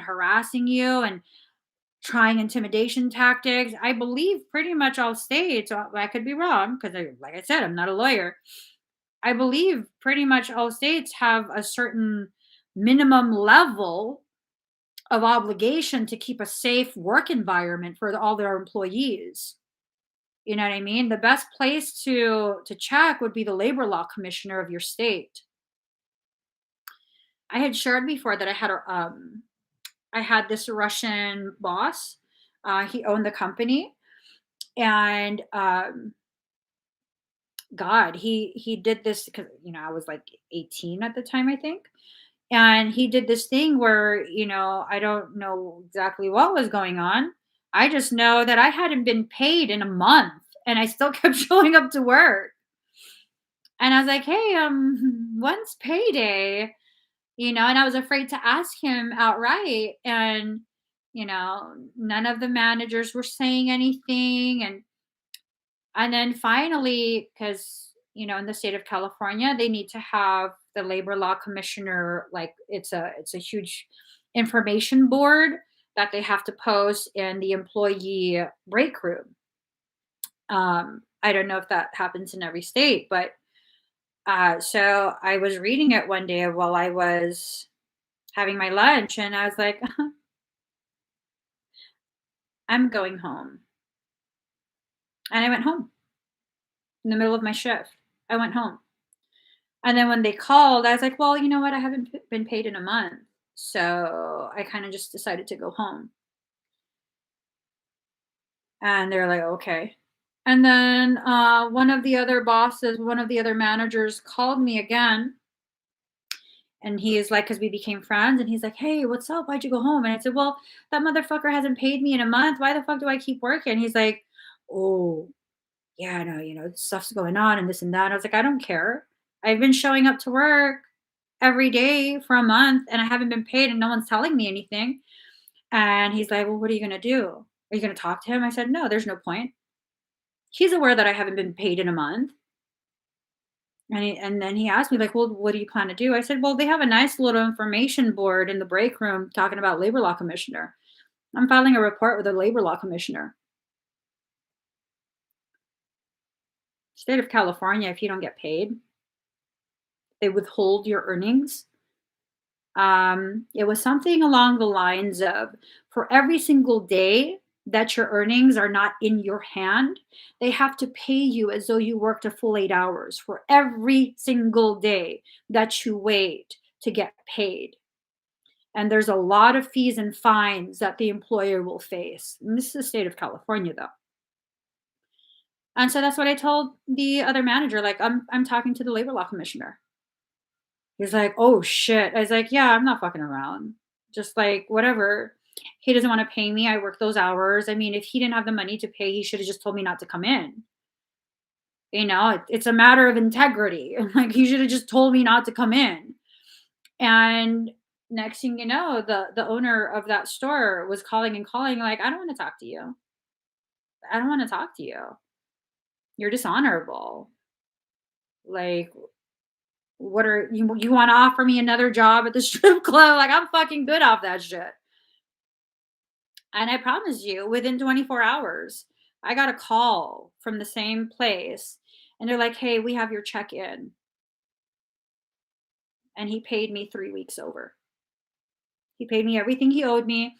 And he paid me 3 weeks over. And he's like, please don't report me to the labor law commissioner. He would have paid a lot more if I reported him. Go to labor law commissioner. And if you don't have one, look for like a labor ombudsman. Ombudsmans help to resolve a lot of things. They're very efficient. They know all the legalities of whatever their specialty is. I don't believe they're lawyers. I don't think they're mitigators either. Um, but ombudsman or labor law commissioner,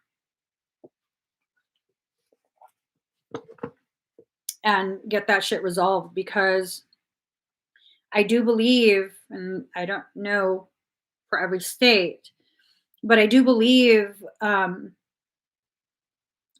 employer has an obligation to maintain a safe working environment. I think whatever state you're in, if one of the employees threatens you, like there needs to be action there. Either that employee needs to at the very least be written up or possibly even terminated. I know in the state of California, if you say, text, message that you are going to physically harm someone, that's considered a terrorist threat, and you can be picked up and put in jail.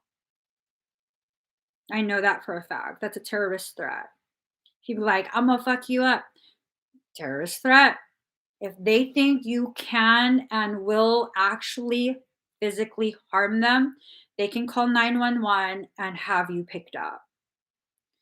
I don't be threatening people. I know that shit. Like, I'm good. I'm good. And let me just control myself. Like, okay, girl, walk away. We ain't got no bail money. We ain't got no bail money.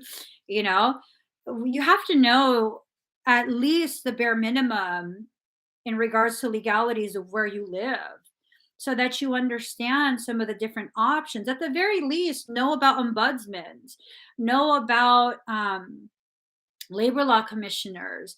There's so many different having tenancy issues.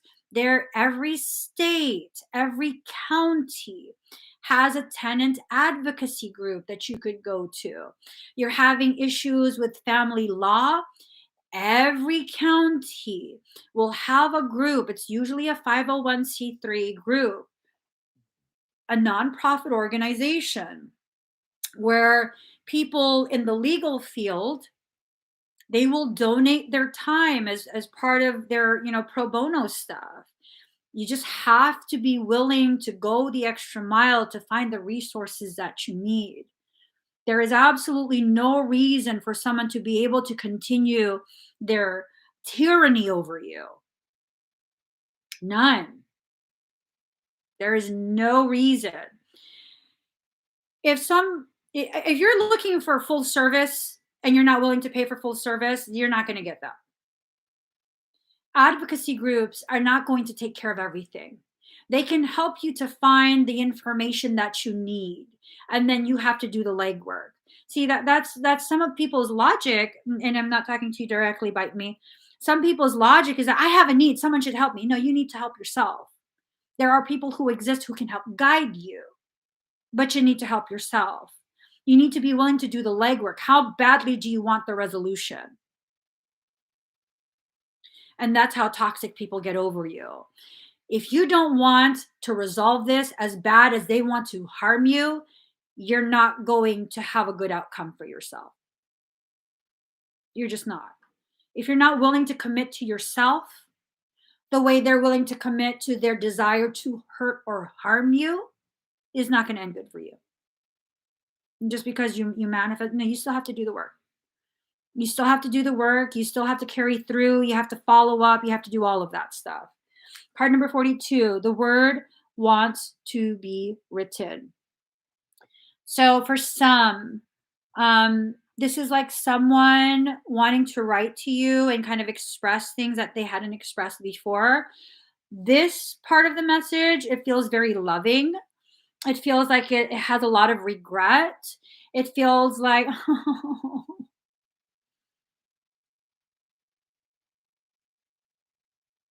it feels like someone feels like they just really messed up. Like they just really messed up. Like they thought they knew you, but I guess you didn't really let them see the truth of who you are, like the gravity, the full gravity. And the more they see you, the more they feel like,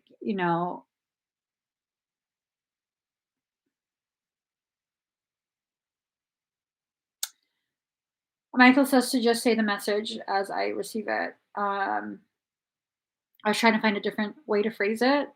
For some, a very small few, the more this person sees you, the more they realize you're like their dream person.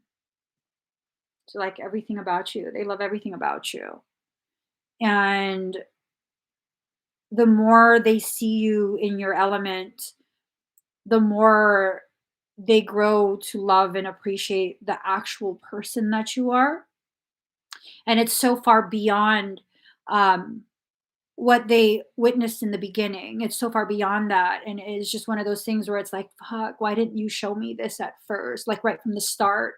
And I would have known that like you were worth the effort, that I should have, fought to be present, fought to, and I mean, I don't know how you're supposed to receive this information. I don't know if it's necessarily for you to be like, "Oh, okay, I want to work it out," or if it's just something that you needed to know to kind of give your heart that peace, because maybe you felt very rejected by them. Maybe you felt abandoned. Maybe their behaviors in response to what they witnessed from you made you feel some kind of way that really wasn't part of the truth of what was going on. Maybe you both were just in a shadow period and working on shadow aspects. Who knows? Who knows? But the more they witness you now, I guess it's safe to say that for some, they're falling even more in love with you. I don't know what you're supposed to do. So I'm just over here having my coffee, enjoying the fact that Joy hasn't screamed at anyone. I'm just saying. I'm just saying, yeah, I don't know how you're supposed to take this. That's a lot to hear because I know Pisceans and empaths, when we hear something like that, then we feel like, oh, look, I gotta love everybody. You don't have to love everybody. You don't have to love everybody. Sometimes you have to be okay with just hearing these things that help to validate that you have tremendous worth and gravity to someone else, and just be okay with that. I don't know. I don't know if someone is trying to come back into your life or if you just needed that validation. Because sometimes people walk away from you because they feel like they're not enough, and they're just trying to beat you to the punch before you're able to reject them because they think that that's where it's headed. They walk away, and then they realize, like, oh my God, I should have stayed and fight. I should have stayed, and I should have fought for you to see that I want to be here. I want to be present. I don't know. I don't know. Card number 24, new birth guarded vigilantly. So it's almost like this sense of they've just rebirthed themselves. They're coming to a better understanding of who they are and how you fit into their life. Um,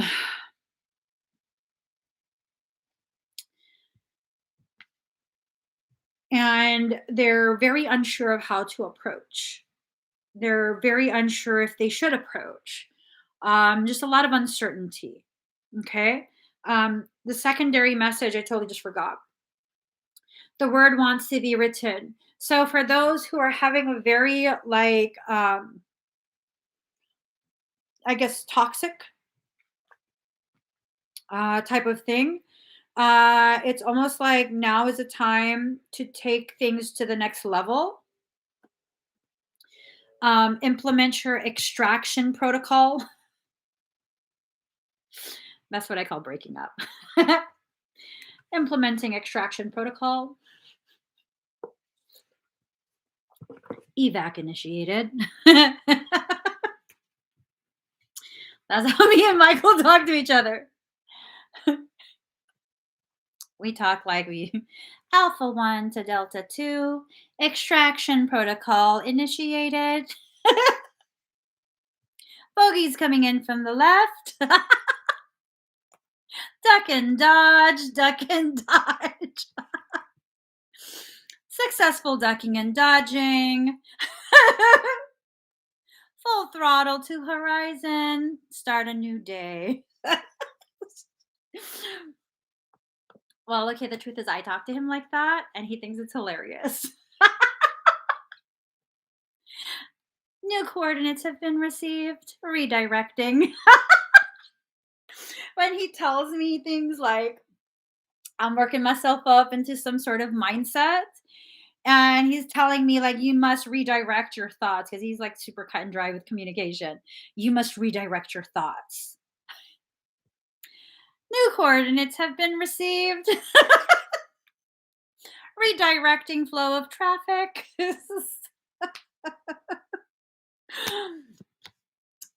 I don't know. Card number 16, what you want wants you. So, resolution wants you if you're dealing with someone nasty.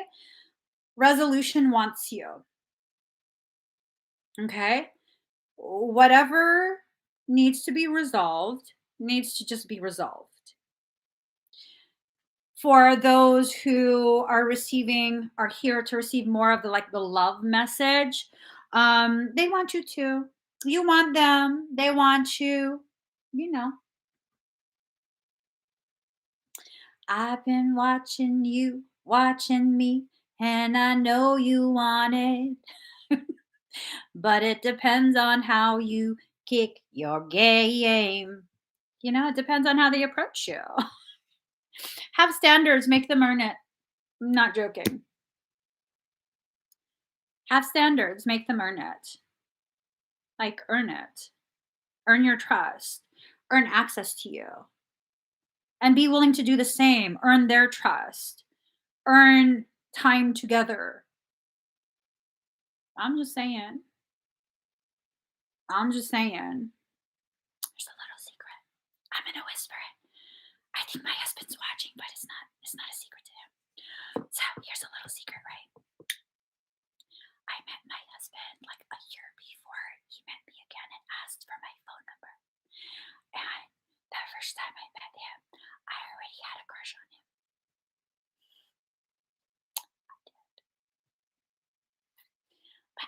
think he would have a crush on me too. So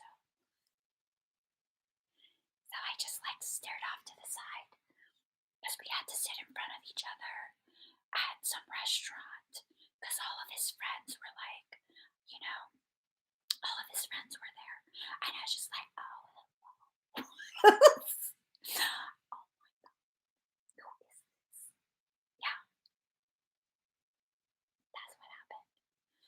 And I didn't say anything. But you best believe when he crossed my path again a year later, like, I'm busy. I'm not even playing.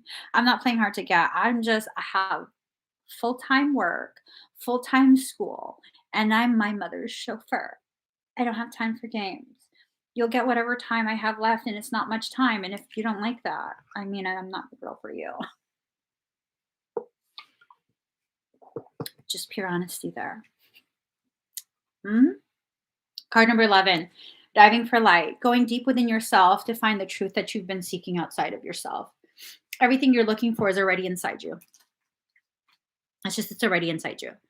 And you're seeking it out in other people because it's scary to dive deep into yourself. It's like deep diving. That shit scares me. I drowned in my last life. I'm good. I'm good off oceans. I'm good off whales. Like, I'm good off that shit. Been there, done that. Died miserably. Well, no, I kamikaze. I'm sorry. Like, thinking about it in this life, yeah, I died miserably, but in that life, it was like dying with honor. Kamikaze! Yeah, I kamikaze.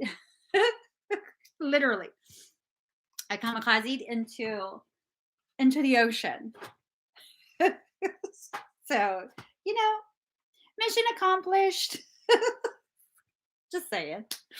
Okay, seven of summer. No more procrastinating. Your power comes from making a decision. Confusion that arises from over analyzing the option. Pick an option, choose that, and go with it. Go with it. It was an honorable way to die. So, Ophelia, I distinctly remember one of the things that I guess it's like a theme through some of my lifetimes because I've been like warrior in quite a few. Um, it'd always be like, today's a good day to die. Every day was a good day to die. Depending on how I was going to die, it was a good day to die. I think in this life, this might be the only life where I'm like, no, no, no, no, no, I can't die today. I have other things I need to do. I think this is the only life that I remember where I'm like, no, no, no, I can't die today. I have a whole list of things I need to do today. All the other lives, I was like, yes. Okay, four of spring. Be grateful. You have much to celebrate. Deep feelings of peace and happiness, a contented personal life. I think that someone's like kind of wishing this with you. I think someone is secretly wishing to have this with you, to recreate that if you had it before and it kind of fell apart, or to establish that if you haven't had an opportunity to have it before. Prince of Spring, charming, self confident, passionate, restless. This motherfucker's riding a rabbit. Immediate action, a challenge you can successfully manage, a passionate relationship. Both the messages, both the messages. So you need to take action, and it's a challenge you can successfully manage. If you're needing to neutralize someone's malicious attempts, attempts to harm you, attempts to access you, you need to take immediate action. You know, it's just something that you have to choose what's your priority. You have to choose. And then obviously the second part of the message, a passionate relationship. That thing of like someone really, the more they get to know you, the more they see you in your environment, your authenticity, the more they realize, like, bruh, you so held out. You so convinced me that the best thing to do was walk away when I should have stayed. Like, you are seen as the epitome of everything they want. need, and I don't know if they're ever going to get over it. I'm going to be honest. I don't know that they're ever going to get over it. I don't know that they want to. King of Autumn, compassionate, accomplished, charismatic, and gifted. Be assertive when it comes to what you know is right. Everything going your way, a good person or company to work for. So, two messages. Be assertive when it comes to what you know is right. For those who are dealing with someone malignant, you need to take assertive action. You need to find a course of action first and foremost. And then you have to almost aggressively pursue that course of action. Okay. Everything is going to go your way if you are honest. If you are honest, everything will pan out in your favor. When I say honest, I'm talking about integrity. Are you doing this to neutralize a harmful situation? Or are you taking action because you are also vindictive and you want to show them you can beat them at this game? If it's the second, you're going to lose. If your reasoning is honorable, where it's like, I need it to end. They're forcing me to take actions in a legal manner to make this stop, then yeah, you'll be successful. But if you're just, mirroring their vindictiveness and ugly behavior, then yeah, you guys are going to continue and it's going to be shitty for both of you. And that's a decision you guys are making. That's a decision you guys are making. So be careful, okay? Um let's see. Five of Winter. Walk away from dishonest associations. So we were talking about that with toxic people. Just walk away from them. There is no point in allowing yourself to continue to be accessible to people who are toxic to you. They will always be who they are, which is toxic. You can't love someone into peace and wholeness. That's something they have to choose for themselves. All you can do is hold a space open if they're going to choose to do that. You can't make them choose that though. Realizing that what you thought you wanted isn't the best choice for your happiness, something that's not worth the effort. Fighting with people is not worth the effort. The elevation in effort necessary to completely neutralize a situation already and make it inert, that's worth the effort. And for this, I'm wondering if this person, okay, so here's the story, okay? This is the whole fucking story. I missed the story. It's in order. This person saw you, right? They saw you and like, oh, magic, and they were like super intoxicated by you and your energy and what they were seeing, despite the fact that you weren't showing as much of your most authentic state. They were already entranced by you. They had the story in their head that it would be like this happily ever after for you guys, and but then their expectation was very much skewed, is very toxic, and that's because it was young. They were young. So this might be something who you have a history with. They were young. They thought they were going to come in quick, like wham bam, and then you were going to be theirs. And then they grew. They matured, and they entered into this state where it's like they're kind of broody. They're kind of broody, and they've been like observing quietly and just observing and observing. And I mean, I assume, ooh, that's I assume they moved on, and my attention is being brought here. They got another companion that they almost keep as a pet. This is someone who serves their purposes. Like, some people who own dogs because dogs will love them unconditionally no matter how rotten their behavior is. The dog will be loyal to them, right? So they pick someone who was loyal to them beyond reason, but here they are, still watching you, still looking at you. And they're realizing, I mean, that's fucked up, right? They're realizing like it's not even worth it. It's almost like they're tossing in the towel. And they're just like, like nothing compares to you. I don't know how you want to proceed with that. I'm just saying. Card number 9, the Hermit. Find or be a mentor. Take a break from society. Commitment to your spiritual growth. Or maybe you should just commit to your spiritual growth. Maybe you should commit to yourself and your growth and your ripening of your understanding, like all of that. Okay. Well, I gotta get going. Three of summer news worth celebrating. Announcements such as weddings, graduations, or births, friends you cherish. So, news worth celebrating for the toxic people you're dealing with. Maybe you're about to get some good news about something. For those who are seeing this as the romantic message, someone might be getting ready to marry someone else. Someone might be getting ready to marry someone else, and that's why this whole thing of like these two cards actually this whole thing of like watching you and considering throwing in the towel with the other person, like, it doesn't sound like a good person, but I think it's someone who's very confused in their life. It's almost like they kind of blame you for not truly showing them who you are, because had you shown them who you actually are, like your most authentic state, they would have made different decisions and stuck around and fought for you. So, like, I guess there was a curiosity that carried over for however length of time. And the more they saw you in your most authentic state, the more they realize that really it's you that they want.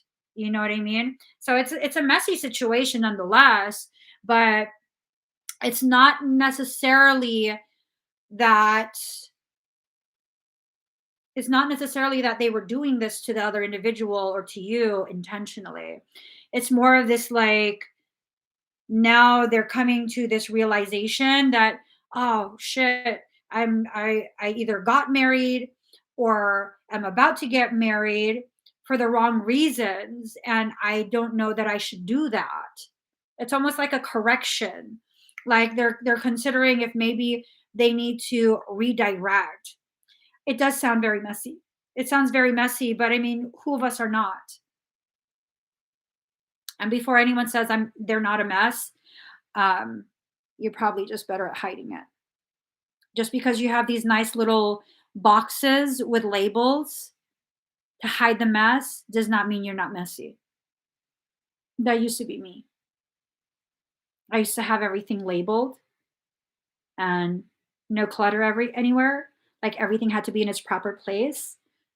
I was still messy inside. And that's what created so much of my need to control my external, because I felt very messy and chaotic inside and I couldn't accept myself as I am. It's okay to be messy. That's part of the learning. Okay. It's part of the learning. It really feels like for the love aspect, this person is just so destroyed over their lack of realization until it was too late. I don't know how this is going to play out. I really don't know. 10 of Autumn. Take steps to ensure the financial security of your children or other loved ones, making wise investments or planning for retirement, honoring family traditions. So it really depends on how they witness their family deal with things like this. Um, it might also be a message of their family trying, maybe their family meddled in the first place. Who knows? Maybe it was their family that caused them to begin thinking like, they should just leave you alone and this and that. And maybe that's part of what their irritation is, that had no one interfered, then they would have made different decisions and maybe it would have, I don't know, worked out with you or whatever. And now I think for some, this is such a story. Oh my God. For some, it's like they're trying to work up the courage to return back and have communication with you and kind of like try again. And it's this sense of um maybe they have family who's like, don't fuck up what you got a good thing right now, you got this like German shepherd. German shepherds, let me tell you guys this, y'all are scared of pit bulls. Why are pit bulls not in law enforcement? Because they were bred to be family dogs. Unless they were raised wrong and like, very poorly treated and physically, um they don't bite people. That's what they were bred for. They were bred because they have a natural, very high prey drive. And when you teach them to fight other dogs, they will fight. But they're less likely to bite a human when you go into the pit. That's why they call a pit bull. They put them in pits to fight with other dogs. They're originally bred as a nanny dog. They're originally bred as a nanny dog, you know. But German shepherds, they bite people. They're down to bite. I think pit bulls are just as smart or maybe smarter than a German shepherd. German shepherds, they'll bite. They'll absolutely bite. If they're trained to bite, they have no problem biting. That's why they're used as canine dogs.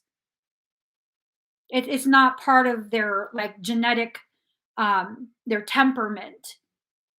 Like they can be aggressive. So this is someone who's like a German shepherd, extremely intelligent, extremely loyal, has no problem attacking. Be careful. If someone's coming back and there's a German shepherd attached to that, that's I wouldn't fight with nobody for no man. I'm just saying. I'm just saying, fuck that. There's billions of men in this world. Fuck that shit. You want me to fight with someone for you? Why? If that's how someone is going to present themselves to you, where you have to fight with someone to get their attention, my logic, fuck your attention. Plenty of other people will pay me attention. Like, I'm good off you, you know? Don't play into people's games. I don't feel like this person is playing games with you, but because it's so messy, I was going to be a clusterfuck crispy treat. Very sticky. Yeah, no, clusterfuck crispy treat. That's what that is. See, even Joy's upset. Y'all upset my dog. She's upset with life. Four of Winter, set aside your concerns for now. You can make a decision later. Solutions that come from meditation, the need for more sleep, or a vacation. I think for this card, this has to do with a romance thing. Like, yo, I could totally be wrong with this. I'm very accurate, but who knows? This might be the day where I'm actually having an off day. And Michael says, I have to follow that with a disclaimer. Sometimes when I read things that make me uncomfortable and make me, I will say things like that to kind of just take the responsibility off my shoulders. I will say things like that, or I'll say things like, I could be wrong. I mean, you know damn well how fucking accurate my readings are. I mean, just leave it alone. We're done. We're done. You guys live your life however you see as fit. Don't be hurtful or harmful intentionally to other people. If someone needs to come back and revisit a few things, you don't know. It might be a part of your divine plan. Okay. It might, or it might not, you know? So you have to use your discernment. You have to allow yourself to really pause, pause, assess, does this feel right? Does this feel like it has to happen? Are you not allowing? Because avoidance is a mofo in Pisceans and empaths. We're very good at avoiding, and avoiding it just amplifies the discomfort you'll feel when it circles back around. So, kind of just being open to witnessing how an interaction goes, and if it feels like the same thing, then fuck it. If it feels like, okay, this is something's different here, let's go ahead and further communicate and see, is that all we're needing to communicate and kind of share what we experienced with a previous experience, like our end of it. Not to blame or anything, but to kind of just share an opportunity to grow, and then that's it. Or it could be something that's more long term. You don't know. You don't know, so don't block things immediately unless that's what your soul is guiding you to do. So for me, if like someone's to come back from the past, I couldn't just block immediately because I felt like blocking, because that I avoid quite a bit. So it wouldn't just be an immediate block. I would need to be like, okay, Well, it might be an immediate block, and then I would have to unblock and be like, "Okay, what's up? What do you want? What's up? What? Why are you messaging? What's going on? Like, am I able to help you with something? Like, what needs to happen here? Is it just a conversation? What is it?" Yeah, no, you can't make your mind up before it happens because the human logic is very, very limited. It's very flawed and very limited. Your logic is based on the effects your trauma and other people's expectations have had on you your entire life. So that's what you're using to decide things for yourself. That the effects, the mutations to your natural instincts based on the traumas you've lived in your life. I mean, how many animals do we know who had a very rough portion of their life and then they're rescued and before they can be adopted out, the people who rescue the animal has to make sure that the previous life trauma is not going to be something that will cause the animal to harm a new family, right? It's kind of like that where you have to make sure your previous life or your earlier life traumas aren't going to harm you later in life by the decisions you make or, all of that. Oops. So, okay, I'm going to get going. You guys, please enjoy the rest of your day. Um, please enjoy the rest of your day. And thank you so much for sharing this space with me. If you could please give this video a thumbs up, I would really appreciate that. If you haven't already subscribed, please do subscribe. Turn on the notification bell. Join me when I'm live. I think I'm coming live this weekend to we'll see what my schedule looks like. But I was planning to do a 10-10 portal fire ceremony. So I wanted to do the 10-10, 11-11, and the 12-12 leading up to the 12-21.